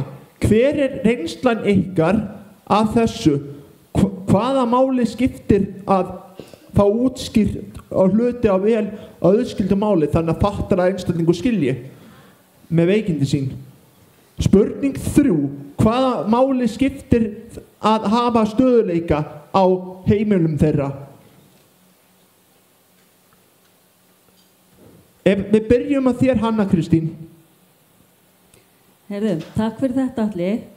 Ef við byrjum kannski bara aðeins á byrjuninni varðandi reynsluna og varðandi reynsluna af því að þjónusta hóp sem að þarf í rauninni á miklum stuðningi að halda í svona daglega lífi. Það eitt af því sem að gleymist svolítið, að skipti máli, að við erum stundum að þjónusta fólk líka sem að hefur ekki rödd sjálft. Og við þurfum, eins og Bjargi kom inn á, að aðlaga og við þurfum að passa upp á hver fjöldi starfsmanna sem að sinna hverjum og einum.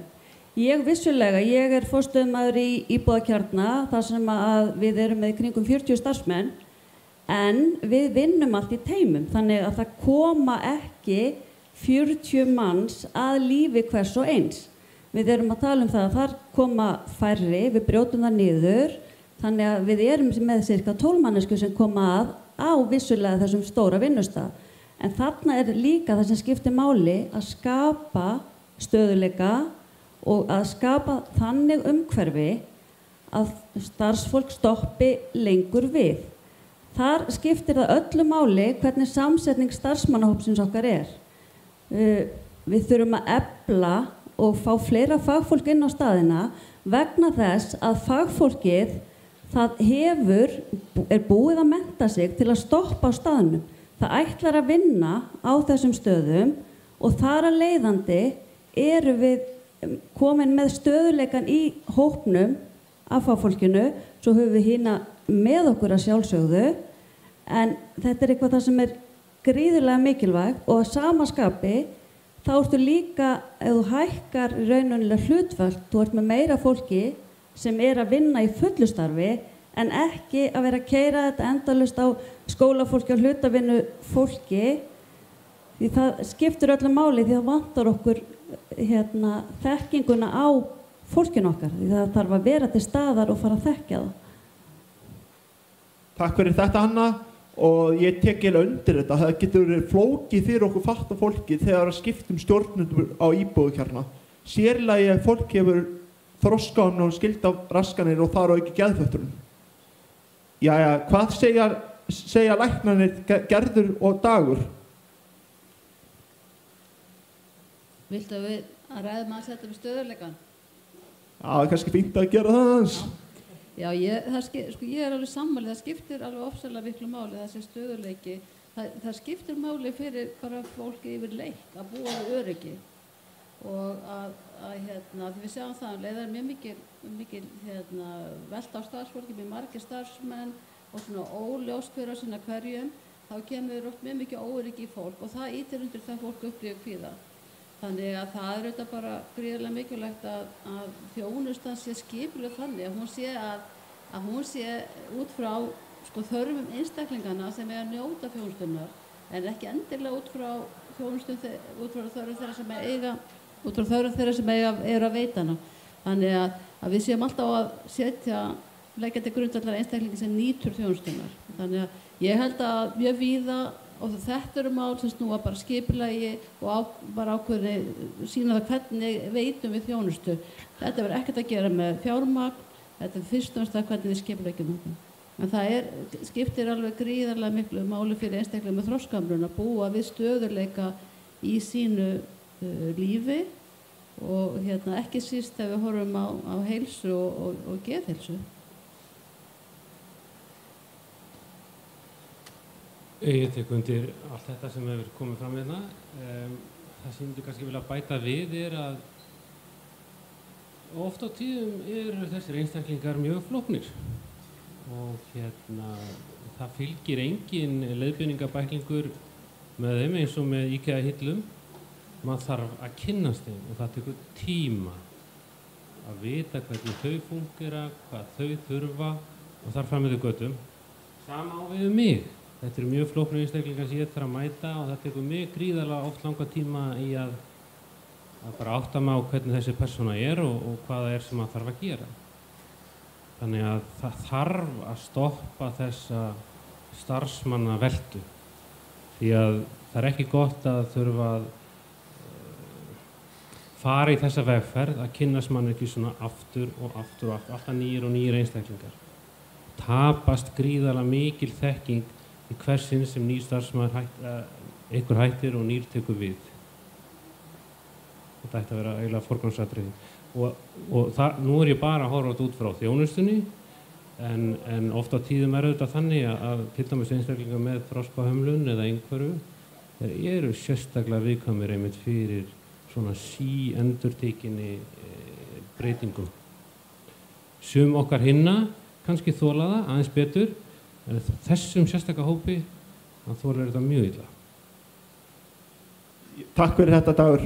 Ég tek undir þetta, nú ég með skyldafattanir, þroskahömlun skyldafattanir, að það getur flókið fyrir einhverfa þegar breytingar koma.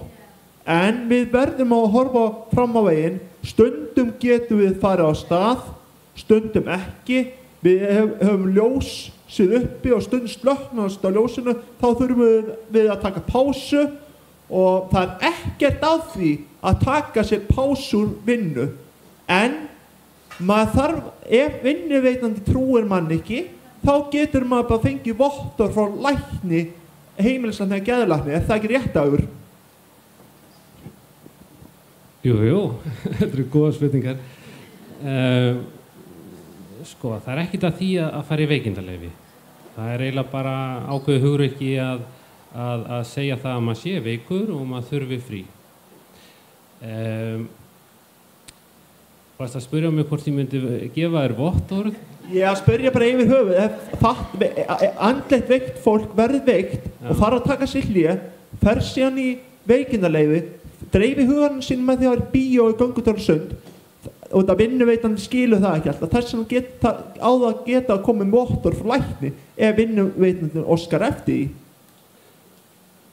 Já, býttu nú við, hvernig á ég að svara þessu? Ég myndi segja sem svo að það væri auðvitað voðalega fínt að ef að þú þarft að taka þér pásu frá vinnunni sem getur alveg gerst en þá væri nú fínt að láta lækni sem vita samt sem allra fyrst. Því að við megum ekki læknar votta eitthvað sem að við eitthvað sem að gerðist aftur í tíman sem við áttum ekki þátt í. En hins vegar þá sé ég ekkert að því að ef að þú ert í veikindafríi að þú farir í bíó eða að þú farir í sund, ég sé ekkert að því. Það getur bara verið hluti af því að þú ert að ná þér eftir veikindi, þú ert í svona ákveðin endurheimt, þú ert að ná bata og þá getur það bara verið hluti af því ferli. Þannig að það ekkert að því. Takk fyrir þetta, Dagur. En hvað segir þið sem eru hinum kjörnunum og læknar, hvernig það? Nú hef ég heyrt að fólk með geðfötlun sé útskrifað aðeins á fljótt, staðis að hafa sína fasta heimastöð sem getur leitar aðstóðar. Hvernig stendur því? Ætlið þið að stofna heimastöð sem fólk með andlega fatlanir og þroskahamlanir og skylda fatlanir geta leitað til og meðala reynslunum sinni þannig að aðrir geta hlustað og þannig náu batavegi hjá fólki?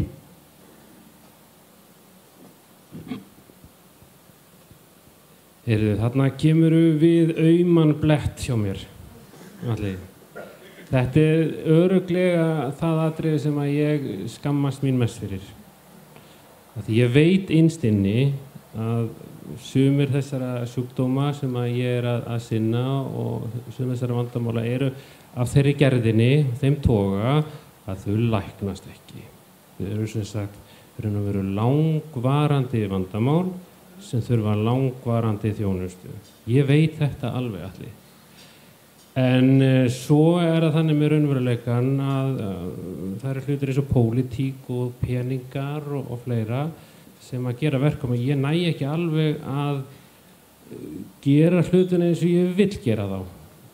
En það alveg rétt hjá þér.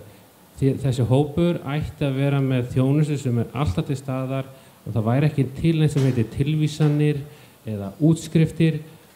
Þú ert bara alltaf með aðgang að þessum stað og það það sem ég vil byggja. Ég ekki komið þangað. Við erum á okkurum svona upphafsmetrum ennþá þótt við sem búin að starfa í 4-5 ár en mér langar að komast á þennan stað sem að þú nefnir.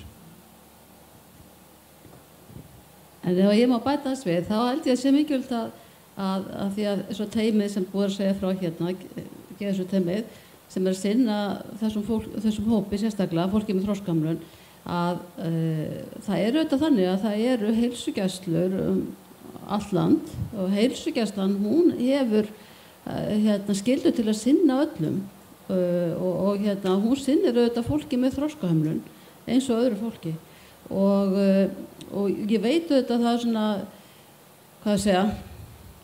hvað þorir mann ekki að segja hvað sem en það kannski svona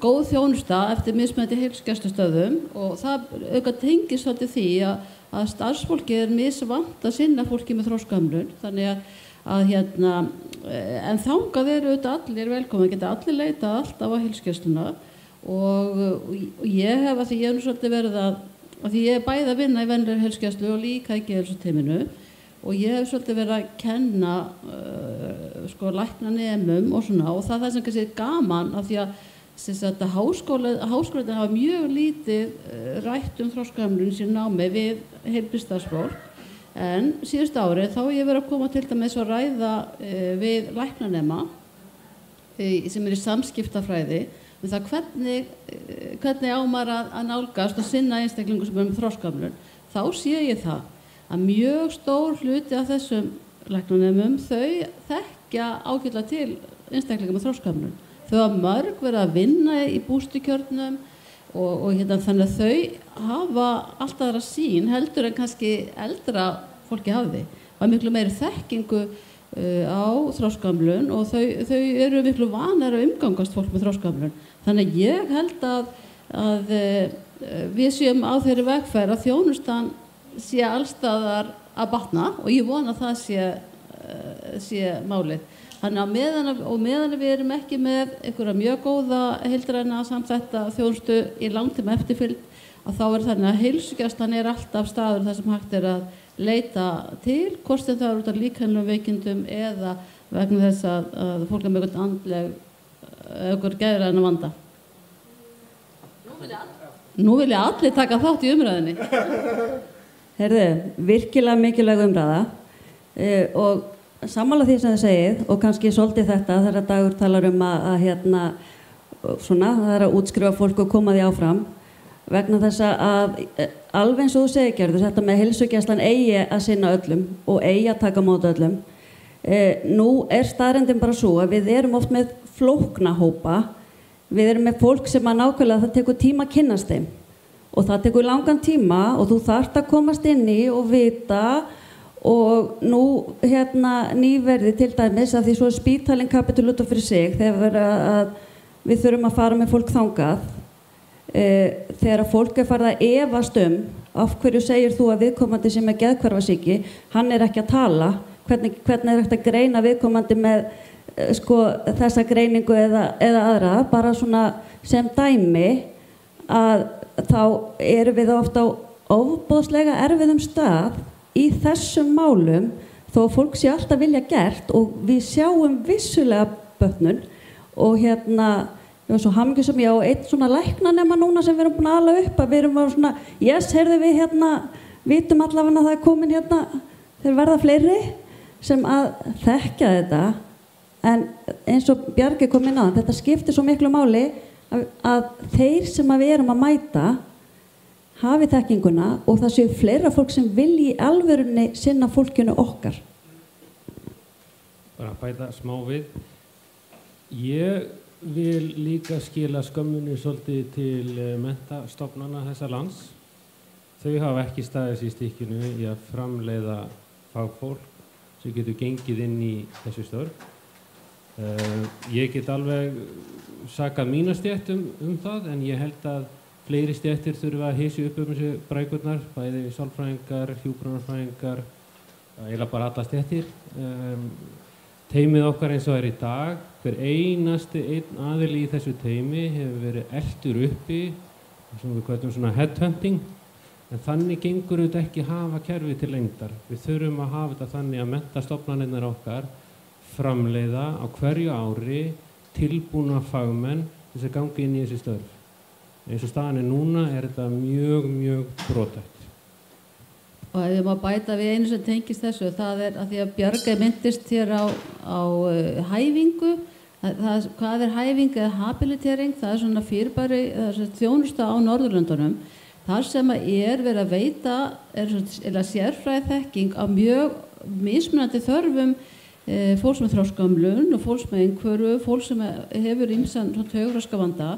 Það sem mjög svona öflug fagþekking og það sem þá með öfluga ráðgjöf og okkur vantar og það sem samþætt bæði félagsþjónusta, heilbrigðisþjónusta og bara þekking bara á því hvernig lífið gengur fyrir sig og það sem verið að sinna ýmsum þáttum og okkur vantar alveg þetta á Íslandi og við finnum talsvert fyrir því og ég held að einhver slík þjónusta hún væri mjög öflugur stuðningur til dæmis við fólk sem hefur flóknar þarfir í búsettunni og þannig að ég held að þetta sé eitthvað sem við gætum svo auðveldlega þróað vel á Íslandi eins og mann hafa gert á Norðurlöndunum.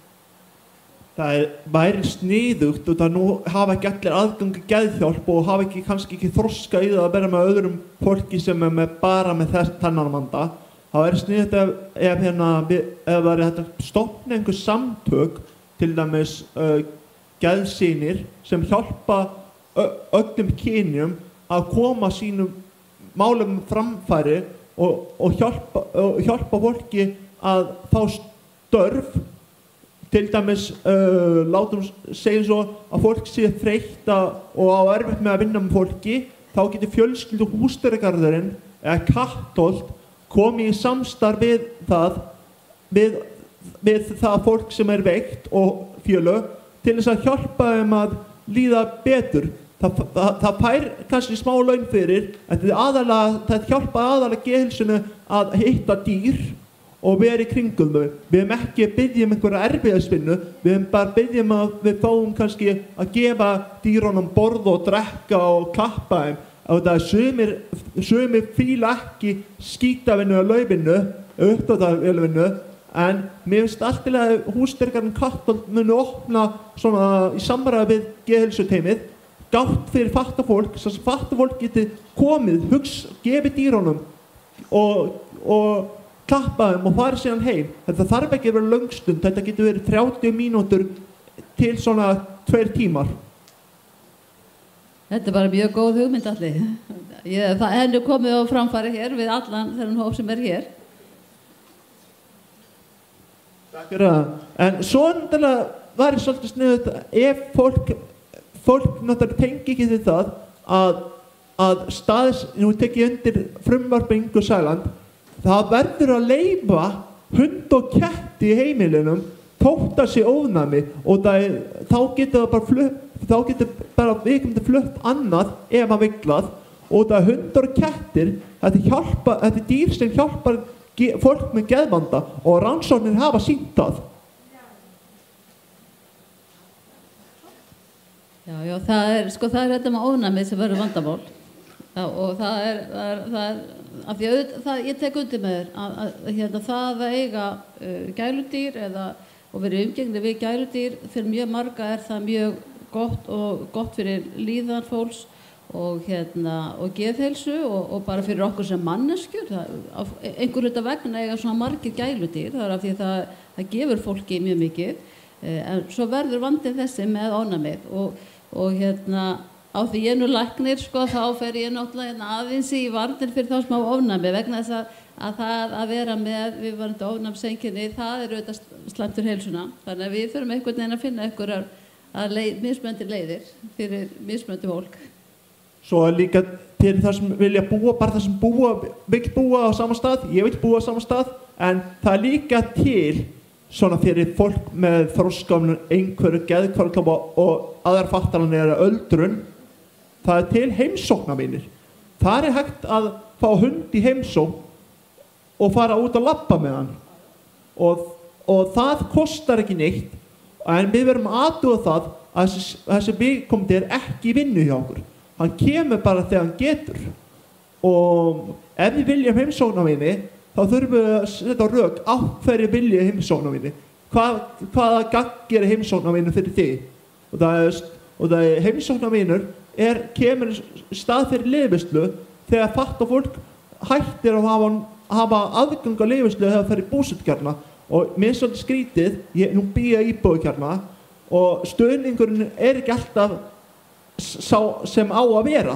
Þess vegna finnst mér svolítið asnalegt að taka lifislu á fólki og það er stundum, þó svo sé oftast vélmönnun, en þá koma alveg fyrir kaflar sem eru veikindi og aðeins einn starfsmaður á vakt. Hvað á maður þá að gera? Og þegar þetta fólk lendir í því, þá verður það hrætt, það fær andlega truflanir bara samstundis. Það er ekki endilega alltaf, en það fær samstundis þegar allt í einu bara einn á vakt. Og það hefur komið fyrir í mínum íbúðakjarna að það hefur verið bara einn á vakt og það getur óþægilegt. Þess vegna finnst mér að ætti að meta kerfið hverju sinni. Þó að þetta heitir stuðningsíbúðakjarna fyrir fatlað fólk með stuðning allan sólarhringinn, þá þurfum við líka að meta það þannig. Það er stundum mannekla.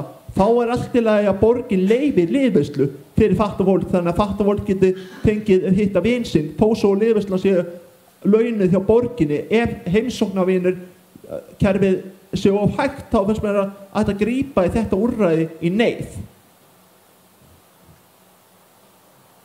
Ég held kannski, svo ég bregðist við þessu, ég held kannski aðalatrið þetta að fólk sé að fá þjónustu í samræmi við þær þarfir sem að fólk er með. Það sem er þetta grundvallaratriði sem við þurfum auðvitað að vera að vinna eftir. Og þarfirnar eru bara mjög ólíkar eftir því hvernig við erum en þjónustan á auðvitað að vera í samræmi við þarfir ólíkra einstaklinga. Og svo auðvitað, já, þannig að það er kannski lykilatriðið og þá ef það er skipulagt þannig þá gengur betur þó það kom ykkur tilfallandi veikindi. En ég hef ekki samt hrósa Rökkvötur fyrir gott starf og að hafa unnið með fötluðu fólki sama hvernig það og það mjög gott að búa þar.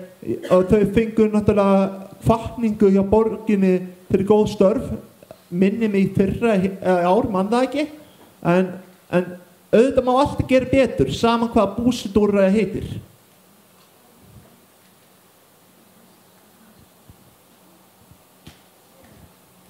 Heyrðu, takk allir, þetta var mjög áhugavert líka varðandi manneklu og annað. Það auðvitað alltaf það sem við þurfum að passa upp á, að við séum að tryggja öryggi í þjónustunni og við séum að ná að fólk fái þá þjónustu, ná að tryggja það að fólk fái þá þjónustu sem það þarf á að halda.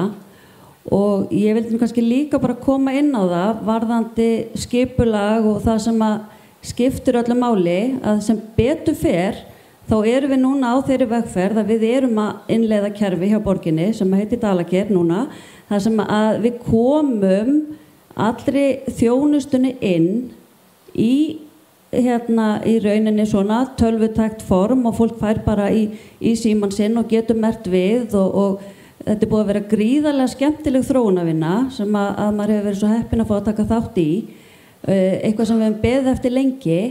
Því það auðveldar ofboðslega mikið að það sé alveg á hreinu hvaða þjónustu allir þurfa, hvernig hún skipuleg, þú sért með nákvæmlega fyrir nýtt starfsfólk, hvað það á að gera og við þurfum bara alltaf að hafa þetta í huga. Þetta tekur auðvitað allt tíma og þegar það kemur einhver nýr, hann þarf tíma til að kynnast og íbúinn þarf tíma til að kynnast honum, þá erum við alltaf komin í þessa mikilvægi góðrar aðlögunar og að við gefum okkur tíma áttum okkur á því.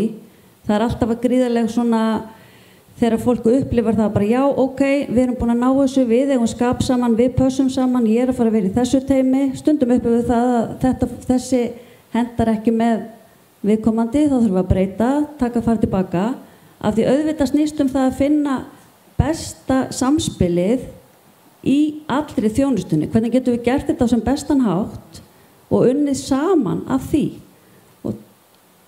Svo til dæmis til skammtímaveikindi sem eru andleg veikindi sem eru ósynlega. Stundum þarf fólkið mannin á sér allan daginn, svo suma daga getur það bara verið eitt og svo aðra daga getur það deilt stuðningi. Þannig að þetta mjög fjölbreytt fötlun sem geðhvarfatofi og þroskahömlun og einhverf á ADHD. Já, ég tek undir það. Ég hef aldrei starfað í flóknari starfi en ég geri einmitt í dag. Og það einmitt út af því að þetta svo margþætt. Bæði erum við að reyna að meta það sem við köllum geðsjúkdóma, en inn í það síðan fléttast fötlunin, svo fléttast inn í þetta erfðafræði oft á tíðum, svo fléttast inn í þetta umhverfisaðstæður, félagsþjónusta, lyflækningar, flogaveiki og allt þetta þarf í einhvern veginn að taka saman í einhvers konar álit. En ég, bara þess að bæta við þetta sem þú voru að segja hérna áðan, mér finnst ég allt oft hitta einstaklinga þar sem að ég beðin að meta vanlíðan eða kvíða og loka niðurstaða mín eftir ansi langan tíma oft á tíðum að þegar maður þarf að tala við ansi marga mismunandi aðila. Það einfaldlega ekki nægilega góður aðbúnaður eða þjónusta í nær umhverfi. Og ég sem geðlæknir, ég laga ekki vanlíðan, ég laga ekki kvíða, ég laga ekki depurð. Þetta allt saman eðlilegir, mannlegir kostir sem öll höfum og eru bara hollt að hafa. Og oft á tíðum held ég að það sé ákveðin misskilningur sem fólk hefur geðlækna. Það einfaldlega hvað við getum gert. Hvað getum við gert og hvað getum við alls ekki gert.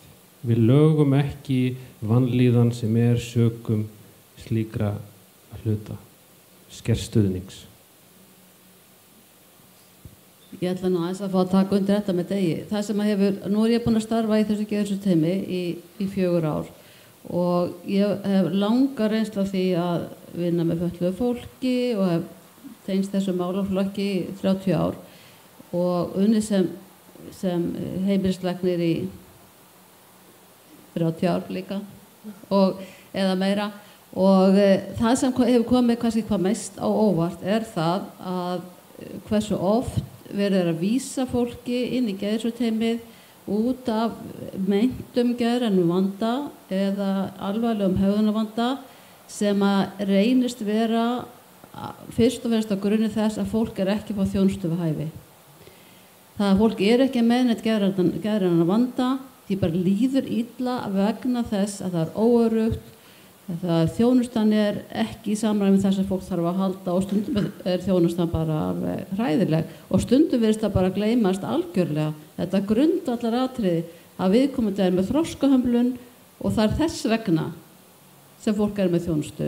Þannig að það ekki tekið neitt tillit til þess að fólk með þroskahömlun eða að það með einhverfu og fólk ekki að nýta öll þau gaggreindu góðu ráð sem að veita fólki með þroskahömlun öryggi og tryggja góða þjónustu. Þannig að mér finnst það kannski sorglegast í því sem ég hef upplifað í starfinu að hafa rekist á þetta að allt of oft þjónustan, grunnþjónusta við fólk í daglegu lífi þess ekki nógu góð og þess vegna kom enginn fram. Þetta auðvitað þættir sem algjör óþarfi. Þetta þarf ekki að vera svona, auðvitað ekki að vera svona. Þannig að ég vona það að við tökum það allt til okkar og vinnum í því að bæta þjónustu við fólk, hvar sem það og við reynum að vinna í því að grunnþjónustan sé í samræmi við þarfir þess sem á að njóta þjónustunar. Og við notum, það eru góður ráð og leiðir sem við vitum og búið að sýna fram á að virki, að við notum það í vinnu með fólki. Svo við tökum það fram, þetta ekki endilega heimilin að kenna, því oft þegar fólk þarf geðræna þjónustu og á misgóða daga, þá erfitt að móta stuðningin eftir hvernig út að segja svo maður sem stabíl eða rólegur hínaðan og ekkert aðmanni. Svo maður hátt uppi og forstöðumenn, deildastjórar og starfsmenn vita ekki alltaf á því, þannig að það ekki hægt að gera ráð fyrir maður og mann alltaf. Þótt ég nú í þjónustuflokki 2-3 í íbúðarkjarna og þar eru 4-5 starfsmenn með 1-2 íbúa í einu. Og mér finnst svolítið asnalegt þegar fólk þarf þjónustu að bara sagt þú þarft að bíða þar til morgun, ég þarf að sinna þessum, getur bíða í klukkutíma, ég kem til 5 mínútur og þetta stað þess að bara hafa ákveðin tíma sem fólk hefur til þess að ræða við viðkomandi. Til dæmis vitna ég nú það sem við gerðum oft í Jóhanna við vorum Bjarkarós og Lækjarós, við fórum bara afsíðis og þetta mátt ekki, þetta var allt í lagi, við þurftum bara 5-10 mínútur, svo bara var málið leyst, bara við þurftum að koma orðan út. Afsakið að ég trufli, við getum talað þetta í marga klukkutíma, þetta gríðarlega mikilvægt, tíminn búinn. Ok, þá bara þakka ykkur kærlega fyrir komuna og takk fyrir að koma í Sófaspjall og bara gangi ykkur allra best. Takk fyrir.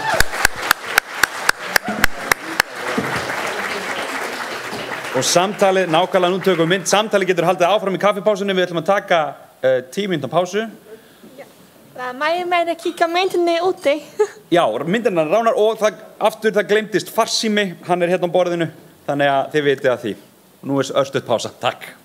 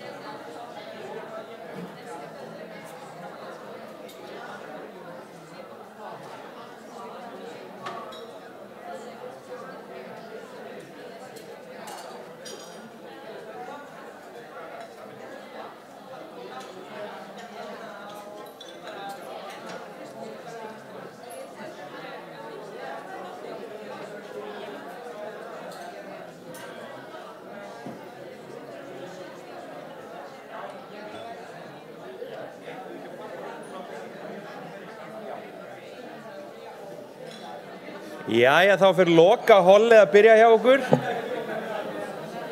Þannig að þetta er síðasti séns að grípa sér súkkulaðiköku og kaffi og koma aftur í sætið. Síminn fannst, þannig að það er gott. Alveg að fara að byrja eftir, svona mínútu.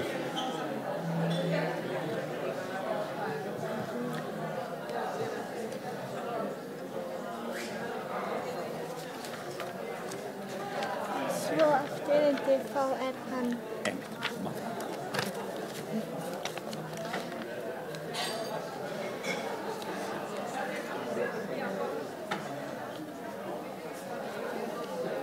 Kortir yfir þá Já. bara 5 mínútur sengur. Við sjáum bara hvernig gengur Já. yfirlindi og allt það. Þetta er alltaf leið. Svo vídeoið ekki inn í dagskránni, þannig að það er alltaf leið. Já. Og líka mín bændur ekki svo lengi, það er kannski 4 mínútur eða 4. Já, ég var alltaf bara í hérna, ég var bara í lótlu, ég var alltaf komist í það. Þannig að þetta getur við... Nei, það maður alveg tæmist.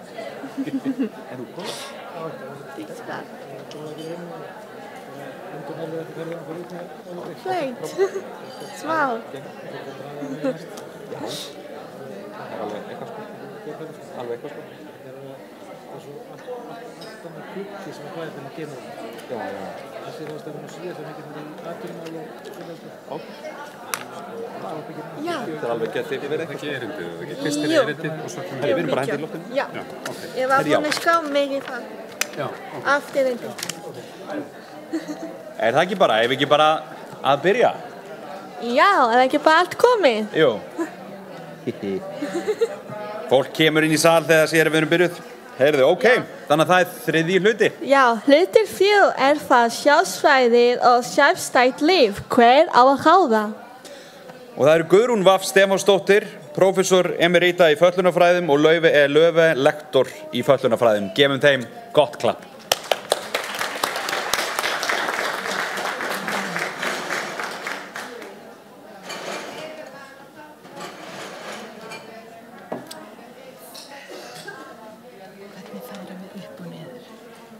Já, nú veit ég það ekki.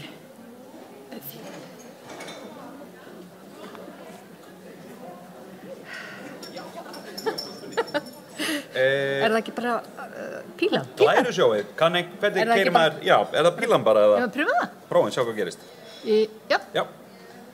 Ok, það veitum við. Komið í sæl og blessuð og við bara þakkum fyrir að fá að koma hérna og segja frá því sem við höfum verið að gera og ég er semst Guðrún og ég Laufey og við ætlum semst að fjalla sjálfræði og sjálfstætt líf og svona eftir að hyggja þessi titill hver á að ráða er kannski ekki alveg í samræmi við það sem við ætlum að fjalla og ætti í raun og veru frekar að vera hver ræður því það er alveg skýrt hver á að ráða samkvæmt samningi Sameinuðu þjóðanna og laga umhverfinu og í semst fyrirlestinum þá ætlum við að fjalla viðhorf og hindranir sem standa í vegi fyrir því að fatla fólk og þá sérstaklega fólk með þroskahömlun geti lifa sjálfstæðu lífi og rækta sjálfræði sitt og við ætlum að leggja út frá niðurstöðum 3 rannsókna sem við höfum verið að vinna á undanförnum árum, reyndar í ansi langan tíma og í fyrsta lagi þá er það rannsókn sjálfræði fólk með þroskahömlun sem að ég á samt Ástríði Stefánsdóttur og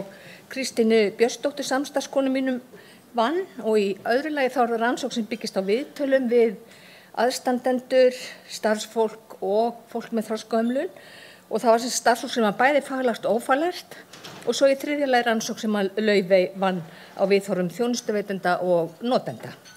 Og þessar rannsóknir voru unnar á langum tíma, það er alveg frá því 2013 og síðustu gagna var aflað 2023 eiginlega. Þannig að þetta er ekki alveg nýja niðurstöður og ég vona bara að ýmislegt hafi breyst síðan, þó ég sé ekki alveg sannfærð en við sjáum hvað setur. En svona áður en við kynnum niðurstöðurnar að þá ætlum við að byrja aðeins að fjalla bakgrunn þeirra og það er þá sérstaklega 12.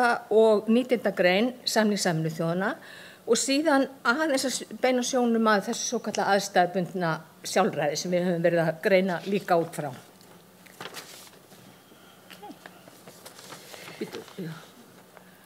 Nei, það fer ekki. Já, en þetta er alltaf læg. Já, byrju, áfram. Þarna kemur hann. Sem sagt, rétturinn til að taka ákvarðanir sem varða eigið líf náttúrulega lykilatriði í samningi Sameinuðu þjóðanna réttindi fatlaðs fólks og má segja að gangi svona eins og rauður þráður í gegnum hann allan. En þessi réttur kemur skýrt fram í 12. grein samningsins þar sem tekið fram að fatlað fólk á rétt á því að vera viðurkennt allstaðar sem persónur að lögum og að það skuli njóta löghæfis til jafns við aðra og öllum sviðum lífsins. Og þetta þetta svona grundvallar réttindi sem við tökum öll sem svo sjálfsögð og augljós að okkur finnst nánast ekki þurfa að fjalla þau eða taka þau fram. En staðreyndin að í gegnum tíðina þá hefur fötluðu fólki iðulega verið neitað þessi grundvallar réttindi og sérstaklega á þetta við þegar kemur að fólki með þroskahömlun og geðrænar fatlanir og fólk sem tjáu sig ekki með hefðbundum hætti.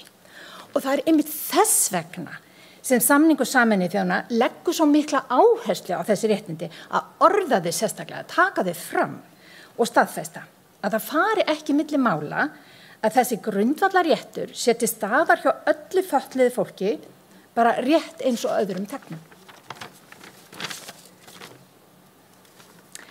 En samningurinn ekki bara listi af réttindum. Hann nefnilega líka leiðarvísir að því hvernig eigi að ná fram þeim réttindum sem þurfa að verða eða breytingum sem þurfa að verða til að tryggja réttindin. Og eitt af helsta sem hann leggur áherslu á að verði að breytast í þessu samhengi það sem hefur verið kallað staðgöngu ákvarðanataka.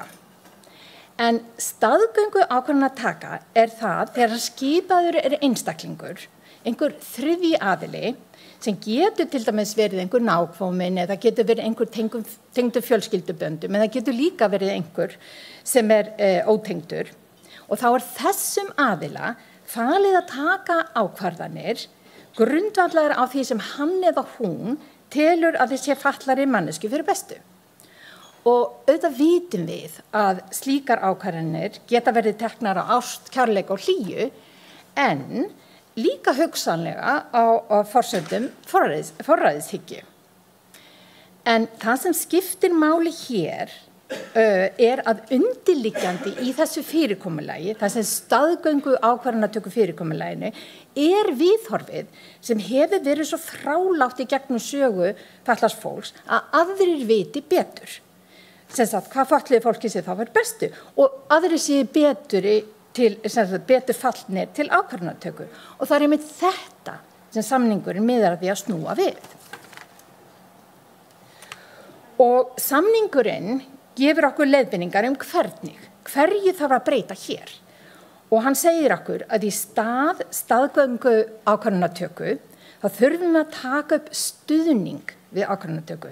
Þannig að löghæfi einstaklingsins, þessi grundvallarréttur sem við vorum að tala að sé ekki tekin af honum og færður til annars aðila, heldur snúist málið það að veita stuðning við að nota löghæfið sitt. Þannig að þessi mikilvægur réttindi sem sagt til að taka ákvörðun eigið líf haldist einmitt hjá einstaklingnum sjálfum. Og það sem gerist þá að það skipaður talsmaður viðkomandi og hann þá í því hlutverki að komast að eða finna leiðir til að laða fram vilja og óskir einstaklingsins og byggja síðan ákvörðunartöku á því. Ekki því sem að maður heldur að viðkomandi sé fyrir bestu, þó að maður vilji vel. En svo má heldur ekki gleyma því að þó samningurinn vissulega gefi okkur ákveðin leiðavísi, þá getur verið ómögulegt og raun óæskilegt að reyna að koma með nákvæma forskrift að því hvernig stuðningur við ákvarðanatöku á að fara fram.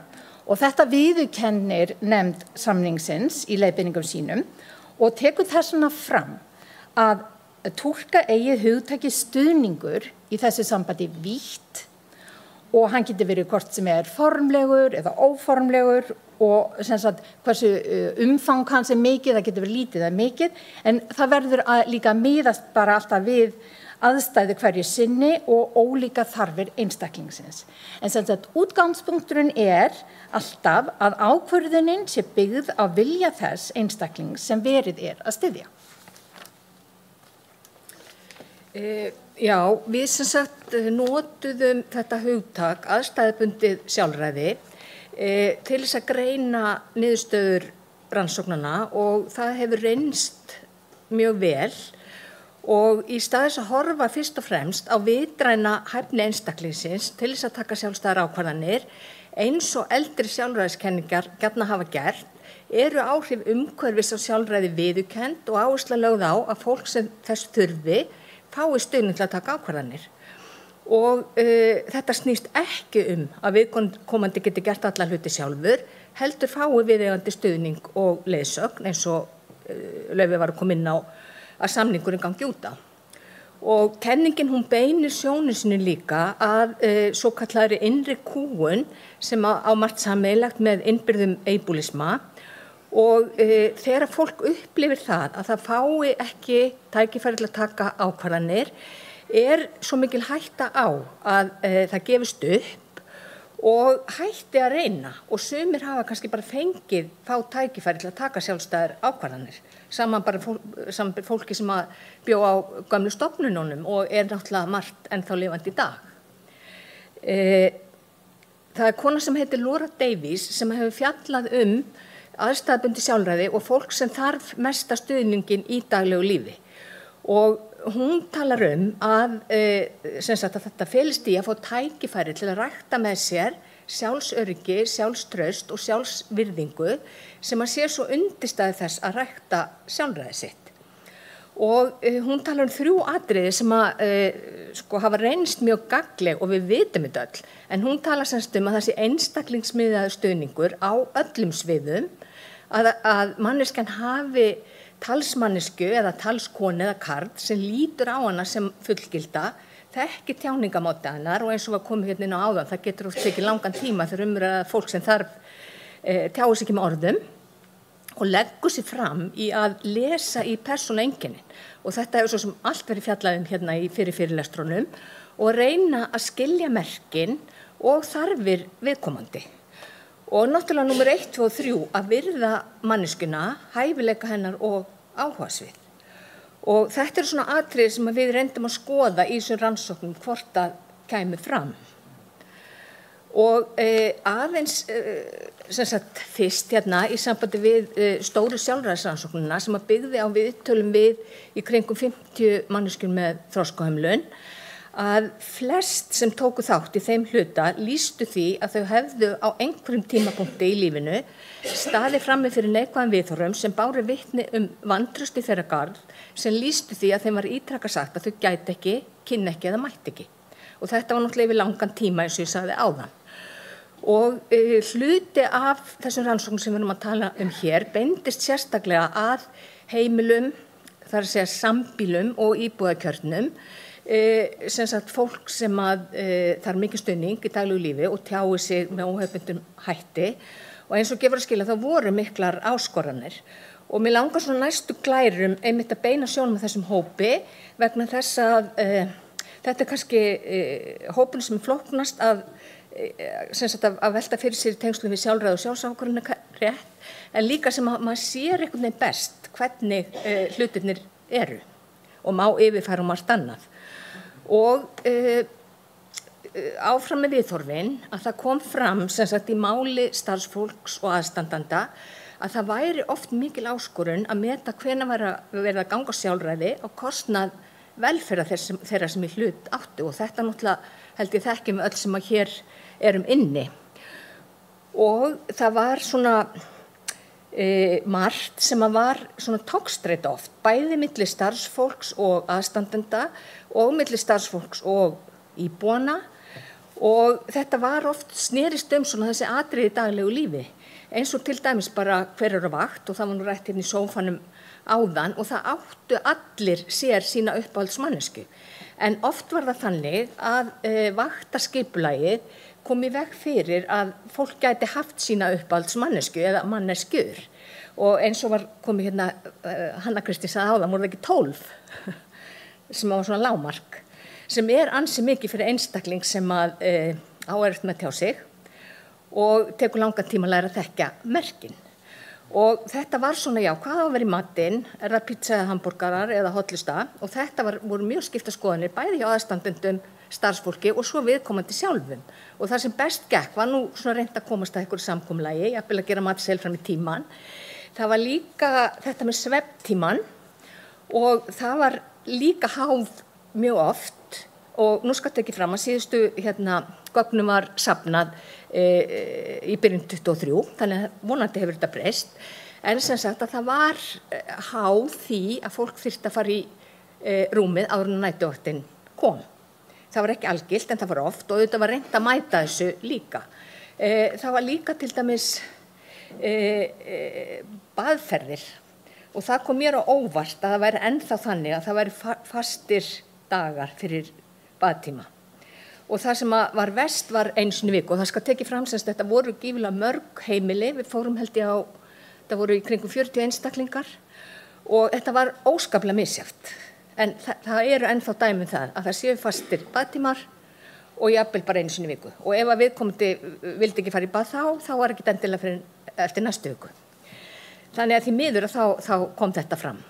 Það sem vel gekk, það sem var mikil áhersla lögð á notendasamráð og teymisvinnu, þar sem að íbúi, aðstandendur, starfsfólk og fagfólk unnu saman, þá var svona sámaður auðvitað að þetta hægt og það voru mörg dæmi það. Eru 5 mínútur eftir? Við byrjum eins og segjum. Jesús minn, já, ok. Já, ég skal reyna að vera fljót. En sem sagt það var til dæmis bara eitt dæmi sem að mér langa að segja hérna. Það var hana Sigríði sem að mótmæltiði harðlega að fara í bað með öllum sínum ráðum sem að hún hafði, öllum sínum merkjum sem hún hafði yfir að ráða. Og svo sem sagt fór fólk að skoða þetta, af hverju vildi hún ekki fara í bað og þá kom í ljós að hún vildi fara í bað þegar ákveðin starfsmanneskja var á vakt. Þannig að þetta snerist öryggi og hún vildi velja sér sína starfsmannsku. Og auðvitað maður leitar lausnana sem eru þarna að þá þetta að finna leiðirnar. Og svo náttúrulega sko þetta auðvitað var ekkert algilt en þessi viðhorf komu fram. Það var einn starfsmannski sem sagði alveg saman hvað við reynum. Þessi hugmyndafræði passa bara ekki fyrir þennan hóp. Þau þurfa fyrst og fremst umönnun og hjúkrun og það pípa láta sem þau geti tekið ákvarðanir. Og þetta náttúrulega bara dæmi og þetta voru ekki mörg dæmi en sko það komu svona viðhorf sem voru undir yfirborðinu þó að fólk segði það ekki beint. Og þetta náttúrulega sem við tölum sem vitrænan eibúlisma, það sem lítið gert úr hæfni manneskjunni að taka sjálfstæðar ákvarðanir og þannig einmitt sko þessi viðhorf sem auðveldlega geta leitt til þessa innbyrðingu kúunar og eibúlisma og gengur náttúrulega í berhögg við samningin og hugmyndafræðum sjálfstætt líf og hugmyndur aðstöðubundið sjálfræði. Það kom fram ekki allstaðar en oft að það var togstreita á milli aðstandenda og starfsfólks.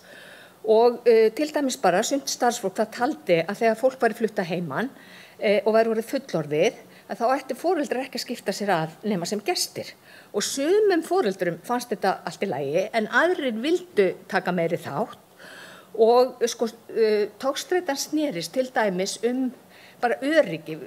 Aðstandendur höfðu áhyggjur af öryggi viðkomandi einstaklings. Ég held að einhver talað öryggi hérna einmitt áðan hvað það skipti gífulega miklu máli og svona daglegar athafnir og líka hvernig bæri að efla sjálfræði og sjálfstæði. Og sumir aðstandendur vildu taka þátt í teymisvinnu, það voru teymi oftast nær, aðrir hafði engan áhuga á því en það bauðst ekki allstaðar. Og það var líka svona algengt að starfsfólk liti svo á að það eiki sjálfstæð og sjálfræði íbúa að þeir tæki þátt í athöfnum eins og til dæmis að versla og ákveða hvað í matinn og elda og taka þátt í heimilshaldi. Og í tengslum við það að þá var sko einn aðstandandi sem sagði einmitt þetta, hann eða hún skilur takmarka og finnst þetta ekkert gaman. Það skiptir miklu meira að nota þann takmarka tíma sem starfsfólk hefur í að passa upp á heilsuna og hreinlætið. Og þetta dæmi má náttúrulega túlka á marga vegu. Starfsmaðurinn var ekki sammála því að viðkomandi hefði ekki gaman að því að taka þátt í þessum aðtöfnum og ég ætla ekki að meta hvort þeirra hafi rétt eða rangt fyrir sér. En þetta snýst oft þessi atriði og sýnir bara hvað skiptir gríðarlega miklu máli, að sé samráð og það sé teymisvinna og hlutirnir séu skoðaðir í kjölinn, ekki síst þeirra þennan hópur að ræða. Nú, þetta snerist náttúrulega eins og sjálfræði auðvitað gerir, semst að fá tækifæri til að þróa sjálfræði sitt, að þá þarf fólk að þekka þá valkosti sem að það hefur. Og það skorti töluvert mikið á að það væri og til dæmis eins og stærri ákvarðanir, þá var bara nánast undantekning ef að fólk hafði eitthvað haft það að segja hvar eða með hverjum það byggi. Og við vitum náttúrulega bara að það eru biðlistarnir og það eru aðstæðurnar sem að skapa það. En það var líka vantaði oft upp á að fólk hefði aðgengi bara upplýsingum til dæmis eitthvað sem tengdist áhugamálum eins og bara fótboltaleiki eða hvað í leikhúsinu og alla þessa þætti og svo náttúrulega ekki síst þetta með þekkja rétt sinn. Og þegar kemur náttúrulega að þessum hópu sem þarf mesta stuðningi þá skiptir gífurlega miklu máli að starfsfólkið og aðstandendur þekki þennan rétt og geti greint til dæmis bara þeirri brotið á rétti mannesku inn á heimilinu. Og það var því miður skortið töluvert á og það var ýmiss konar fræðslu í boði en starfsfólk talaði að það var oft erfitt að komast í burtu til þess að fara að taka þátt í fræðslu af því það var mannekla og það þurfti að hugsa viðkomandi einstaklinga á heimilinu. Þannig að það var mikil skortur á þessum upplýsingum og eins og við vitum líka þá mjög mikið ófaglæru starfsfólki og það talaði sérstaklega þetta að það vildi fá meiri fræðslu og stuðning. Það getur líka verið gagnlegt að skoða hvað þjónustuveitendur benda á sem hindranir þegar kemur að því að raungera réttin til að taka ákvarðanir eigin líf eins og eina rannsóknin gerði og meðal þess sem þjónustuveitendur benda á í þessu sambandi eru hindranir, svona kerfislegar hindranir, til dæmis hindranir tengdar kjarasamningum, ákvæðum vinnuréttar og reglum vaktaskipulag. Að þetta geti verið sem sagt ástæði þess að ekki sé hægt að raungera til fulls rétt þjónustunotenda til að taka ákvarðanir sem varða eigið líf. Jafnvel þá þjónustuveitendur séu meðvitaðir þetta. Og þeir bentu líka á að ekki mætti gleyma að hér væri ekki bara heimili þjónustunotenda ræða, heldur líka vinnustað þjónustuveitenda. Þannig að það eru svona ákveðna átakalínur hérna sem við sjáum, eitthvað sem þarf að ræða og sem sagt takast á við og finna lausn á. Þannig að þegar maður skoðar þetta, þá vandinn sem sagt að það hefur ekki verið nægilegt forgangsatriði þegar við höfum verið að byggja upp þjónustukerfið, að tryggja þennan grundvallar rétt, að geta tekið ákvarðan eigin líf og þarna virðist einmitt þurfa að gera ansi róttaka kerfisbreytingu ef hægt á að vera að tryggja þennan rétt í raun, eins og við erum búin að vera að tala svo mikið hér í dag. Það er bara örstutt eftir hérna. Bara smá samantekt. Já, mér hættir til að fara fram með tíman. Mikið að segja, mikla rannsóknir. Við höfum svo mikið að segja. En það sem að kannski kom mér mjög mikið óvart og ég veit fleirum, var sem mjög ánægilegt að heyra að stendur til bóta og byrjað að vinna það þetta skortur og eftirliti. Að það hafi verið, það var svo ólík þjónusta, jafnvel, við náttúrulega, þetta var út allt land, jafnvel fólk sem bjó í sama sveitafélaginu og voru kannski 2 heimili og það var gjörólík þjónusta og gjörólík viðhorf líka. Þannig að maður vona náttúrulega þetta sé að breytast með auknu eftirliti. Og svona í heildina þá þessi stofnanamiðaða þjónusta eins og við erum búin að tala sem að hangir á vaktafyrirkomulagi og öðru slíku, hún einhvern veginn til þess fallin að skerða sjálfræði, að gera fólki erfitt fyrir að þróa sjálfræði sitt, á meðan að einstaklingsmiðaða þjónustan laða meira fram sjálfræði. Nú það sem best gekk að þá var þessi virðing, og það er bara virðing fyrir manngildi, litið á manneskjuna sem félagsveru og sjálfstæðan gerenda í sínu eigin lífi og trú á sjálfræði að það eigi við í lífi allra, ekki bara sumra. Og notendasamráð og teymisvinna eins og ég búin að segja svo oft. Og bara lokum það langt í land til að rétturinn til sjálfræðis hafi náð fram að ganga í þjónustu allt fatlað fólk á Íslandi eins og kemur fram í öllu þessu rannsóknum Og bara svona lokum, ég finnst þetta segja svolítið til einhvern veginn ástandið. Þetta starfsmanniski íbúðakjarna sem segir, það með hver á að ráða. Oft gerum við ekki ráð fyrir því að þau geti ráðið sjálf, en svo þegar við reynum að finna leiðir, þá alltaf hægt að finna lausn. Það nefnilega við þóna sem skipta öllu máli. Takk.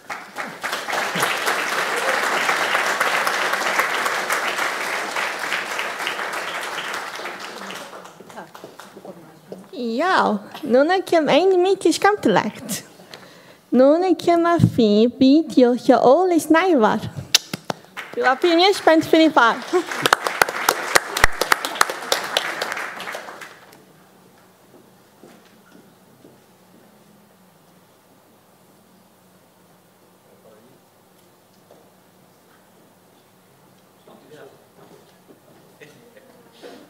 Það sé bara næsta.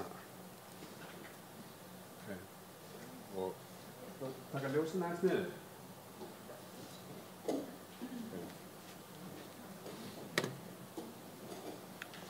Og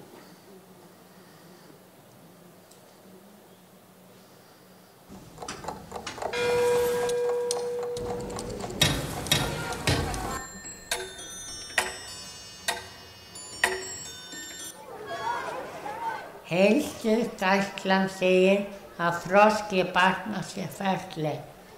Eitt leiði af öðru í dagsins elli. Og hlutinir komi og röðin sé rétt. Og tilveran sé alltaf fellt og slétt. Ég þroskaðist hægt og svo þroskaðist ég hratt. Það satt. Hlutinir komu ekki endilega í réttri röð. Breytingin var stundum hæg, stundum hröð. Tikk-tokk, tikk-tokk, tikk-tokk.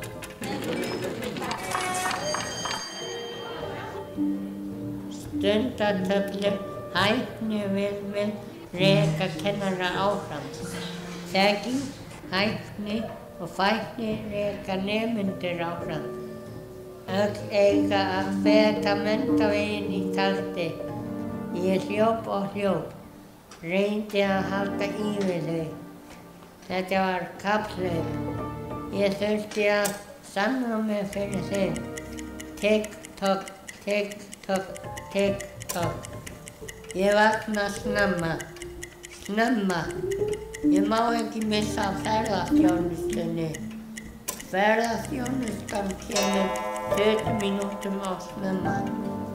Ferðaþjónustan kemur 20 mínútum á seint. Ég þjónusta þjónustuna með því að vera tilbúin að öllum tíma.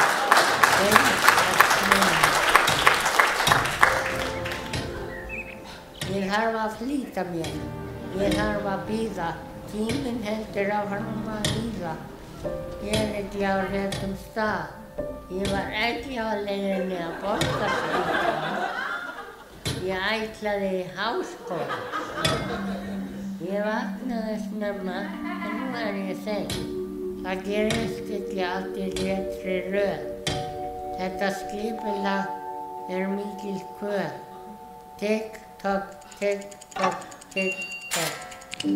Alla ævi hef ég heyrt að ég sé ekki nógu fljótur. Samt skólaganga mín styttri en annarra, styttri en ég vildi, styttri en skildi. Ég þarf að sanna mig. Tikk-tokk, tikk-tokkk, tikk-tokkk. Ég í góðum takti. Ég leik, syng og dansa. Ég í flæði. Og það ákveðin gæði. Ég vil vera, ég vil gera. Ég í mínum takti, góðum takti. Ég löngu búin að sanna mig fyrir mér. Lífið of stutt til að flýta sér.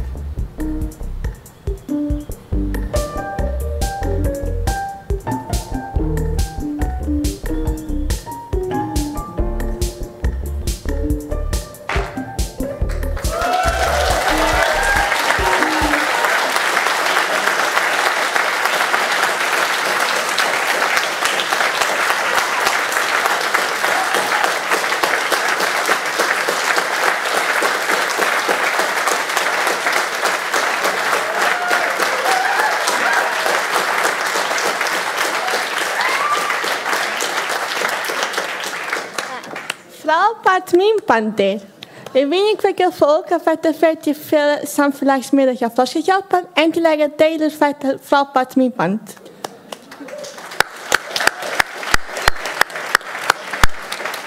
Algerlega æðislegt. Ég þjónusta þjónustuna er frábær setning.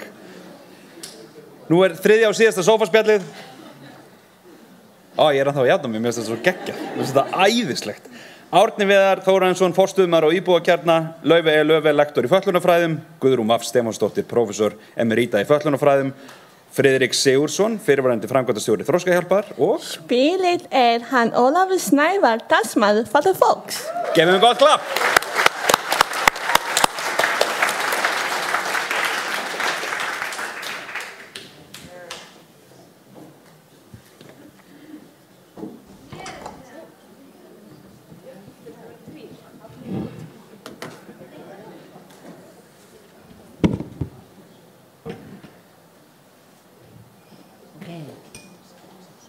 Hæ, ég heiti Ólafur Snævar. Heyrist í mér?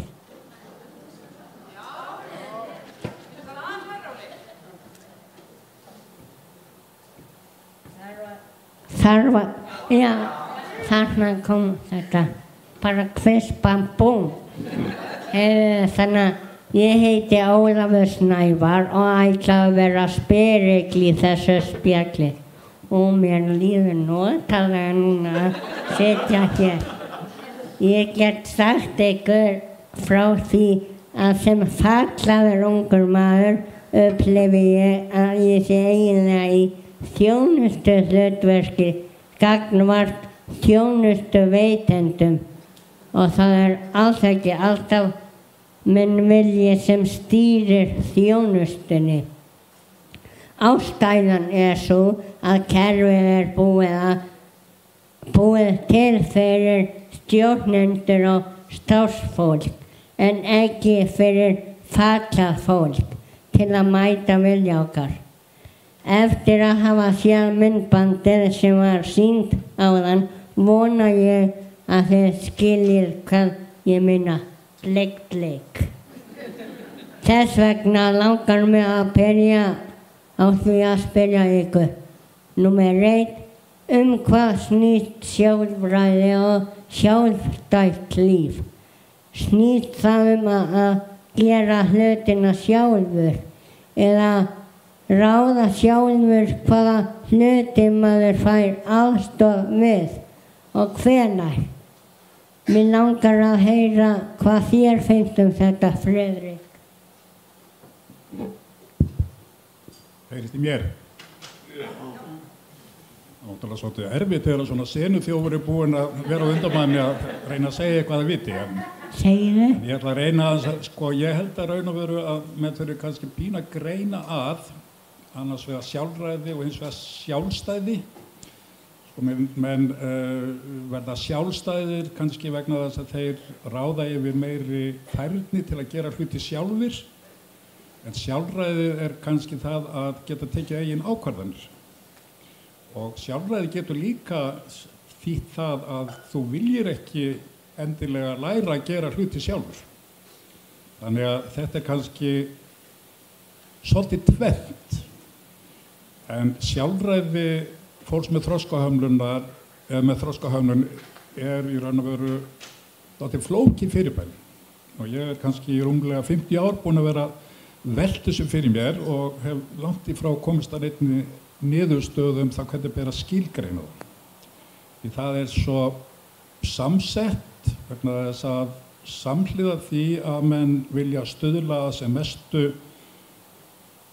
sjálfræði, þá vilja menn líka passa upp á það að það sé hugsað velferð hvers og eins einstaklings og að menn séu ekki að nota umræðu það að menn eigi bara að ráða þessu sjálfir til þess að slá kannski slöku við að annast þær þarfir sem að einstaklingurinn þarf á að halda og fá aðstoð frá öðrum. Þannig að þetta er svo til samsett og ég held líka að þetta sé afskaplega mikið tengt aðstæðum. sjálfræðið byggist auðvitað á þeim reynsluheimi sem að maður hefur og hafi maður reynsluheim sem er takmarkaður þá mun maður ekki velja nema úr þeim reynsluheimi. Við stundum sagt að ef að fólk sem að ég kynntist á Kópavogsvelli hér í gamla daga hefði verið spurt hvað væri uppáhalds maturinn þeirra, hefði sennilega verið svarið annarkvort kótilettur eða pilsur. Það myndi ekki hafa sagt indversku pottirettur eða appelsínuönd, en það hefur ekkert með bragðlaukan að gera. Það einfaldlega að þetta fólk það hafði ekki reynsluheim af mat nema mjög takmarkað. Þannig ég held að þetta sé eitt og kannski líka það sem að kom hér fram áðan sem ég vil taka undir, það þessi umræða eftirlitið og aðbúnaðinn. Ég held að þetta sé tvennt sem að menn verða að hafa í huga að aðbúnaður skiptir sköpum nánast í því hvort að menn geti beitt og fengið notið sín sjálfræðis. Ég hef lengi verið mikill baráttumaður þess að fatlað fólk byggi við eðlilegar heimilisaðstæður. Ég held að í raun og veru það sé ekki bara spurning fermetra, það spurning grundvöll þess að geta tekið ákvarðanir það hvernig maður hagar lífið sínu. Og líka menna það svona kannski í lokin að þær skýrslur sem hafa verið skrifaðar eins og Kópavogsvelli og síðan í framhaldi af því sú niðurstaða að fötluð börn á öðrum heimilum fengu rétt til sanngirnisbóta byggðist fyrst og fremst á því að það væri sýnt fram á í þessu skýrslu að aðbúnaður og eftirlit var ekki með sómasamlegum hætti. Það ekki mikið í skýrslunni Kópavogsvelli sem fjallar það að starfsfólkið hafi verið vont við fötluð börn á Kópavogsvelli. Þannig að menn skulu hafa það hugfast að það fyrst og fremst aðbúnaðurinn og eftirlitið sem var lagt til grundvallar greiðslu sanngirnisbóta vegna fatlaðra barna og stofnun fyrir fatlaða. Þetta ábyggilega svarar ekki spurningunni og sérlega býr til fleiri spurningar. Jú, þetta var mjög áhugavert. Takk fyrir þetta. En hvað segir þú, Árni Viðar? Já, minnst einmitt þetta með aðbúnaðinn og í raun og veru ytri aðstæður fólks og umhverfi fólks skiptir svo gríðarlega miklu máli. Að því heimili ekki bara það sem maður býr, heldur það sem maður nýtur skilnings og það sem maður nýtur umhyggju og virðingar og mitt starf til dæmis sem forstöðumaður snýst að stóru hluta að búa til menningu þar sem starfsfólk að mæta bæði þörfum og óskum og vilja íbúa á þeirra eigin forsendum og já, og svo náttúrulega líka bara þetta með sjálfstæðið og okkur hætti svolítið til að rugla saman sjálfstæði og færni. Það að geta gert ákveðin hlut þýðir ekki að maður sé sjálfstæður endilega ef maður hefur ekkert það að segja hvernig maður gerir það eða með hverjum eða hvenar, á meðan að maður getur kannski ekki físískt framkvæmt ákveðin hlut en maður samt sjálfstæður með það því maður fær aðstofar sem maður þarf þegar maður þarf hana og bara á sínum forsendum og við þurfum náttúrulega bara líka að eins og sé nú maður alltaf að tala um kerfið og svona og ég hluti af þessu kerfi bara sem starfsmaður, sem forstöðumaður en við þurfum að breyta hugsunarhættinum okkur þannig að við hættum að fókusera svona mikið á það sem fólk getur ekki. Það svo algengt að það ekki gerðir inn í verkferðlar eða neinar áætlanir nema þar eitthvað að.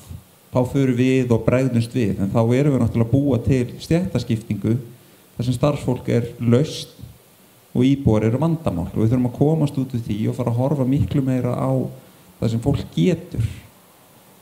Þá fyrst getum við skilið, þegar við vitum hvað fólk hefur, þá fyrst getum við skilið hvað fólki vantar og hvar við þurfum þá að koma inn sem starfsfólk, af því við þurfum öll aðstoð við eitthvað, það getur engin allt. Þannig að þetta bara eitthvað sem við þurfum að komast út úr þessum hugsunarhætti að horfa alltaf á það sem að. Ég tek klárlega undir þetta, en þetta í samræmi við rannsóknir ykkar Guðrún og Laufey? Já, algjörlega. Heyrið í mér.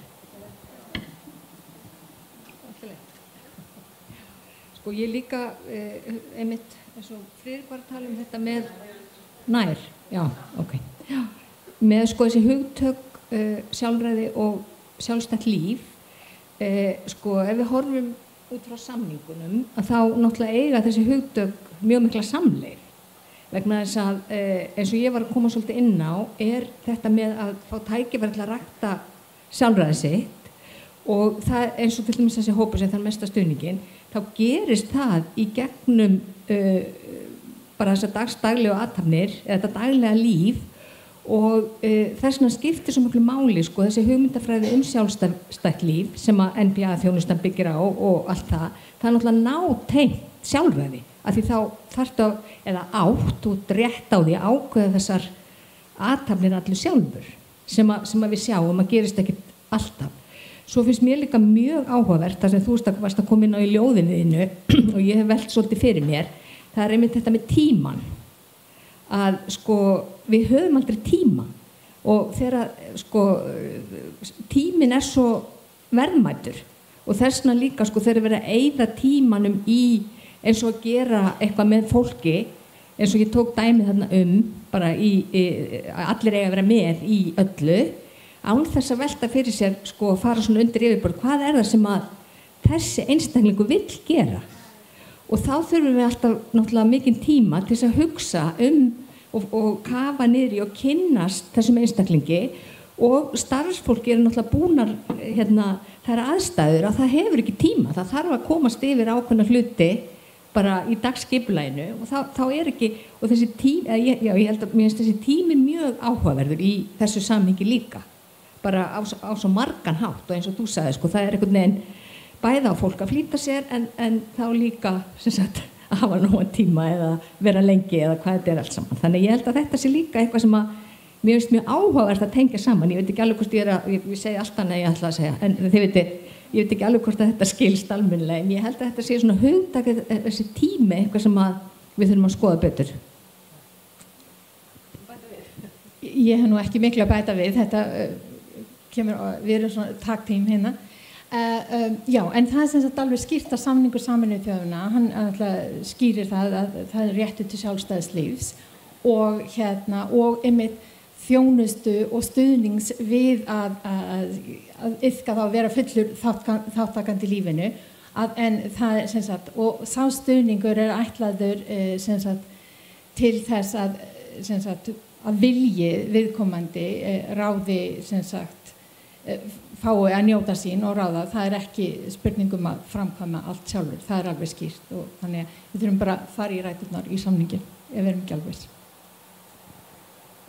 Gott svar og þá er spurning númer 2. Stundum finnst mér að fólk rugli saman færni og sjálfstæði. Hvernig getum við unnið með fólki sem á erfitt með að tjá vilja sinn til að tryggja sem best sjálfstæði að það sé virt.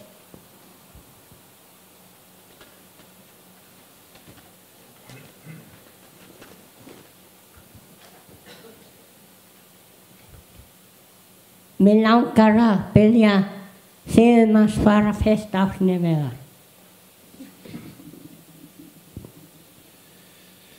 Það er náttúrulega bara eins og að komið inn á áðan, fagmennska og stöðuleiki í starfsmannahópi, þeir sem eru að aðstofa, þá náttúrulega það er alveg gríðarlega dýrmætt að hafa að fólk sé umvafið starfsfólki sem virkilega skilur það og getur lesið í hérna tjáningu, alveg sama hvort hún sé með orðum eða hljóðum eða svipbrigðum eða hreyfingum. Og það gerum við náttúrulega með að hérna halda í gott starfsfólk, að starfsfólk kafi virkilega á dýptina og kynnist þeim sem að aðstoða.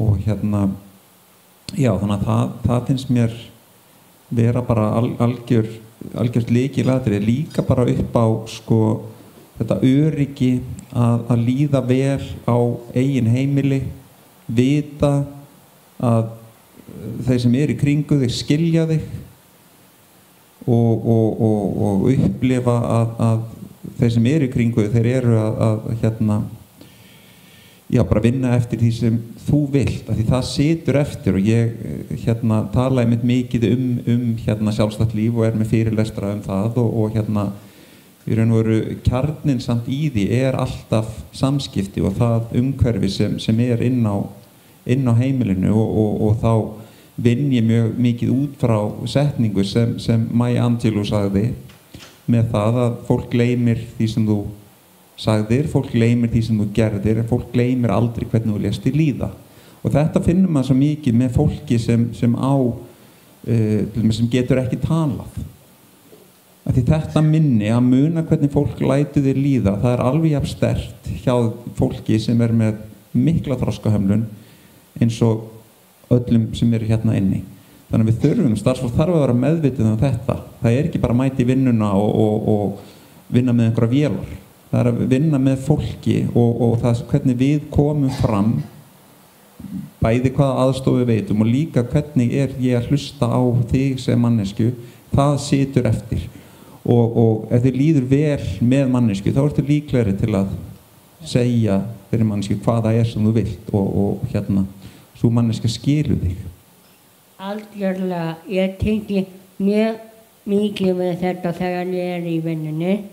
En hvað segir þið, Guðrún og Laufey? Já, þetta náttúrulega sem sagt komið inn á þetta. Við erum náttúrulega með nemendur sem við erum að kenna í háskólanum og þá stundum þá einmitt gott að reyna að taka dæmi og hvernig við nálgumst þetta með að byggja á vilja fólks. Því auðvitað eins og tilgangur 12. greinina náttúrulega að skapa þetta jafningja hlutverk að það sé ekki búið að taka réttindi af einum, að það sé tryggt að viðkomandi hefur réttin, hefur lögræði, þannig að þannig jafningjar að mætast. Og ég stundum líkið því við þegar maður að tala við vin sinn, maður ekki alltaf sammálið hvað fyrir bestum, maður vill endilega hafa vit fyrir vini sinum, að þau mikið væntum hann og allt þetta. En maður nálgast vin sinn þannig að maður ekki að þvinga skoðun sinni upp á, maður ræðir málið fram og tilbaka og og svo getur, en vinurinn tekur ákvörðunina, því að ef að maður ætlar að þvinga sinni ákvörðun upp á þá bara vináttan búin. Þannig við þurfum að nálgast þetta á þessum jafnræðis grundvelli sem að samningun að leggja áherslu á að sé til staðar og orðar. Það nú ýmislegt komið fram bara, en ég held að því þú varst að tala þetta með færni og sjálfræði, að þetta náttúrulega alltaf bara spurning stuðningin og í rauninni á stuðningurinn að vera framlenging á manneskjunni. Þannig að þetta snýst bara stuðningin en ekki þá færni sem að einstaklingurinn hefur. Og mér fannst að því að ég var aðeins að segja ykkur frá aðstæðubundna sjálfræðinu, mér fannst það útskýra svolítið vel hvað þyrfti að vera til staðar. Ég held við getum aldrei gefið uppskrift af því hvernig á að veita stuðning. En það eru svona nokkru þættir sem skipta gríðarlega miklu máli, eins og Árni var að segja, þetta með að kynnast manneskjunni, læra að þekkja merkin, læra að túlka og fara þarna undir yfirborðið. Það bara það sem þetta snýst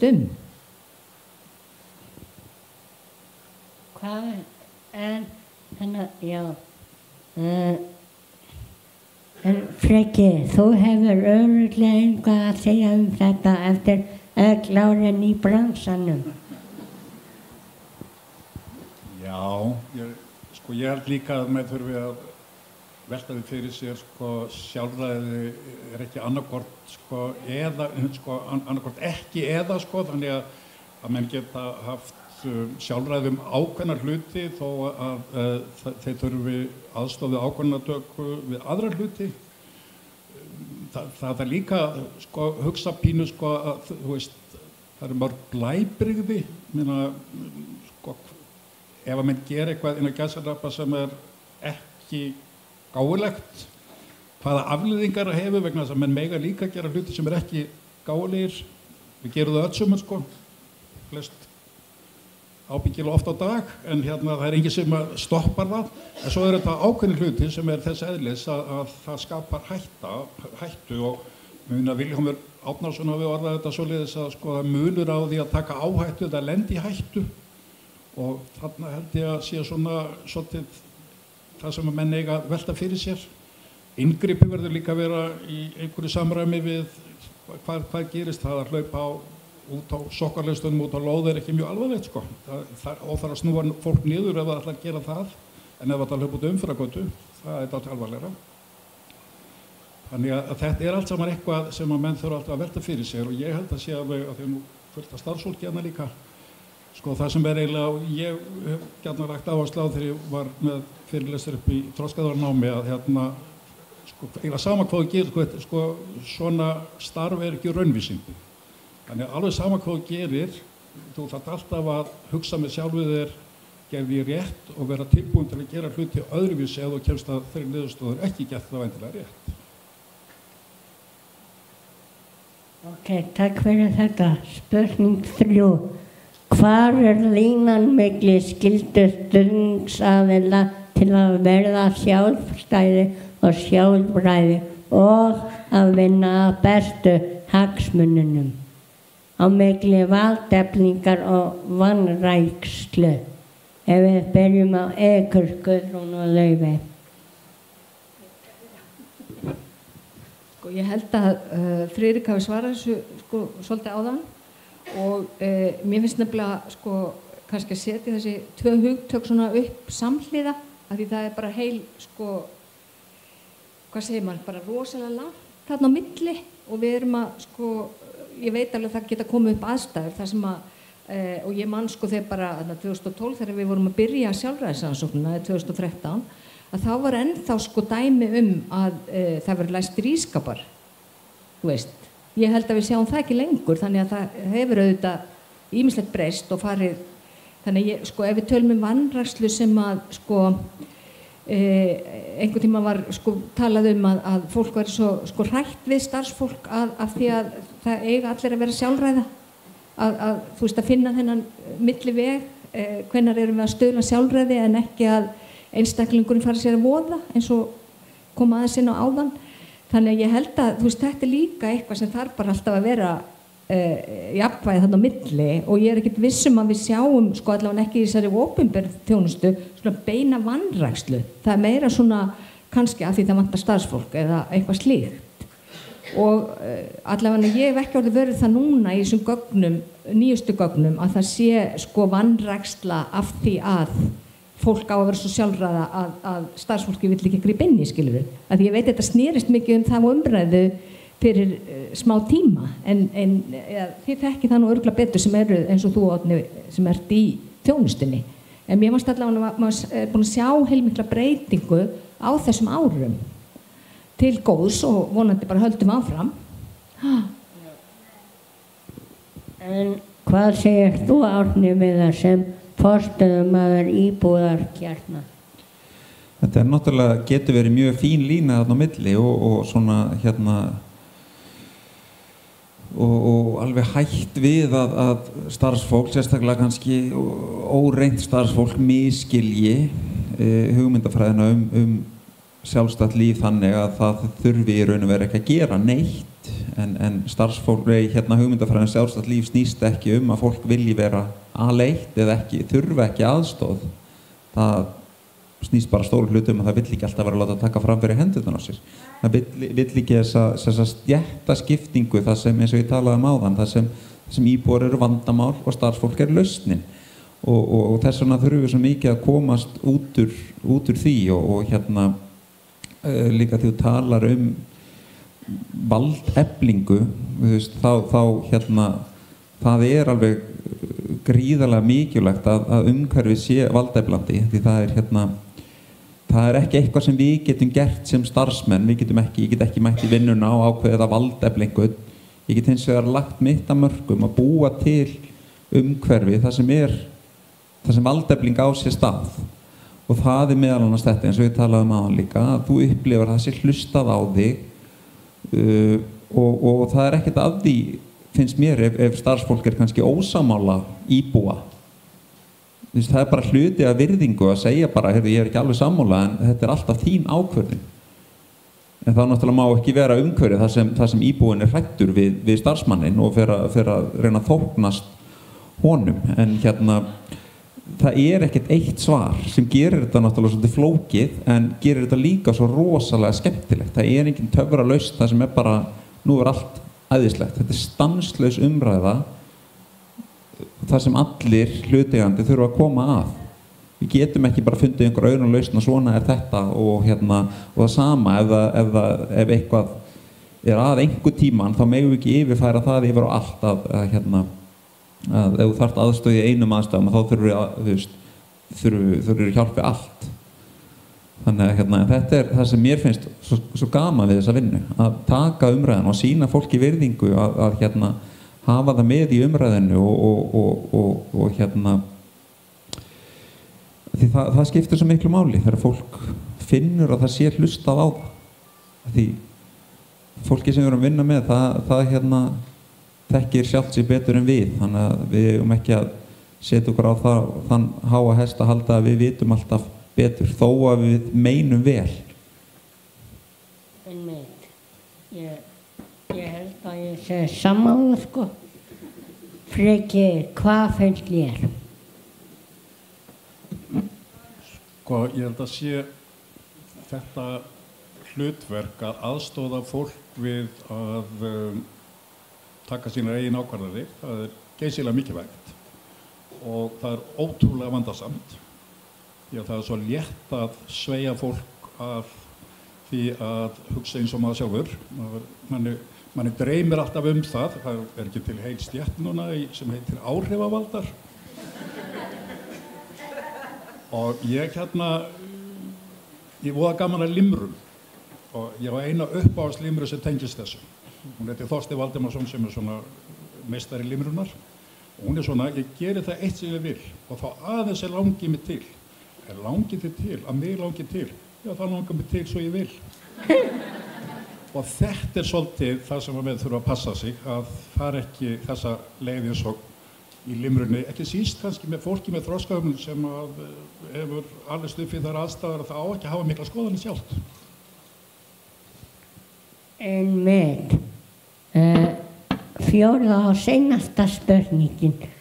Hvað eða finnst ykkur að fatlað fólk fái nógu mörg tækifæri til að afla sér þeirra reynslu sem nauðsynlega til að standa undir sjálfstæði sínu og sjálfstæði? Mitt svar við því nei, en hvað finnst þér, Árni, með það? Ef ég horfði tilbaka þá það eru cirka 20 ár síðan ég satt í tímum hjá Guðrúnu að tala þessi mál og áttu margar samræður það og nokkur árum setna var ég síðan nemi hjá Frikka að skrifa lokaritgerðina mína nákvæmlega þetta mál, sjálfræði. Ég var ógeðslega spenntur, ungur þroskaþjálfarnemi og það var nýbúið samningur Sameinuðu þjóðanna var nýkomið fram. Það eru rúm 17 ár síðan ég skrifa þessa blessuðu ritgerð og það ekki ennþá búið að lögfesta þetta plagg en við erum samt komin alveg langt, eða lengra, en það er samt ekki næstu því nógu langt og því miður sér maður bara á öllu þessu í kringum samningin að fólk með þroskahömlun ennþá ekki með fulla aðild að samfélaginu, það bara með einhverja auka aðild. Það ekki að leika aðalhlutverkið oft í eigin lífi, það auka leikarar eða jafnvel bara áhorfendur. Þannig að það er náttúrulega fyrsta skrefi líka bara til að senda skilaboð og senda því skilaboð að fólk með þroskahömlun er fullfært að taka sínar eigin ákvarðanir með sínum eigin tjáskipta leiðum, hverja sem þær eru, að við séum ekki alltaf við sem starfsfólk eða kerfi, við séum ekki alltaf með sjálfstæði og réttindi fatlaðs fólks í einhvers konar pössun. Því það er ekki okkar að passa, það er okkar að styðja þannig að fólk geti notað nýtt sín eigin réttindi því þeir eru fullfærum að gera það. Það er eins og okkar að skilja. Algjörlega. Hvað segir þú, Freki? Ég held að við séum fallin á tíma þannig að ég ætla að hafa þetta voðalega stutt. Bara nei. Ok, en örstuð, hverjar eru niðurstöður rannsókna ykkar, Guðrún og Laufey? Og talið þið hratt. Mér hefur förlast með að tala hratt. Það breytist með aldrinum. En ég segi bara nei samkvæmt þessar rannsóknum sem við vorum að kynna fyrir ykkur, en svo get ég alveg tekið undir með Árna með að vera búin að vera í mjög bransa og Friðrik í 50 ár, að þá sér maður náttúrulega að það hefur ýmislegt breyst í batnaðar og við erum held ég alveg svona á leiðinni, en það er enn langt í land. Já, og við erum að leggja okkur fram.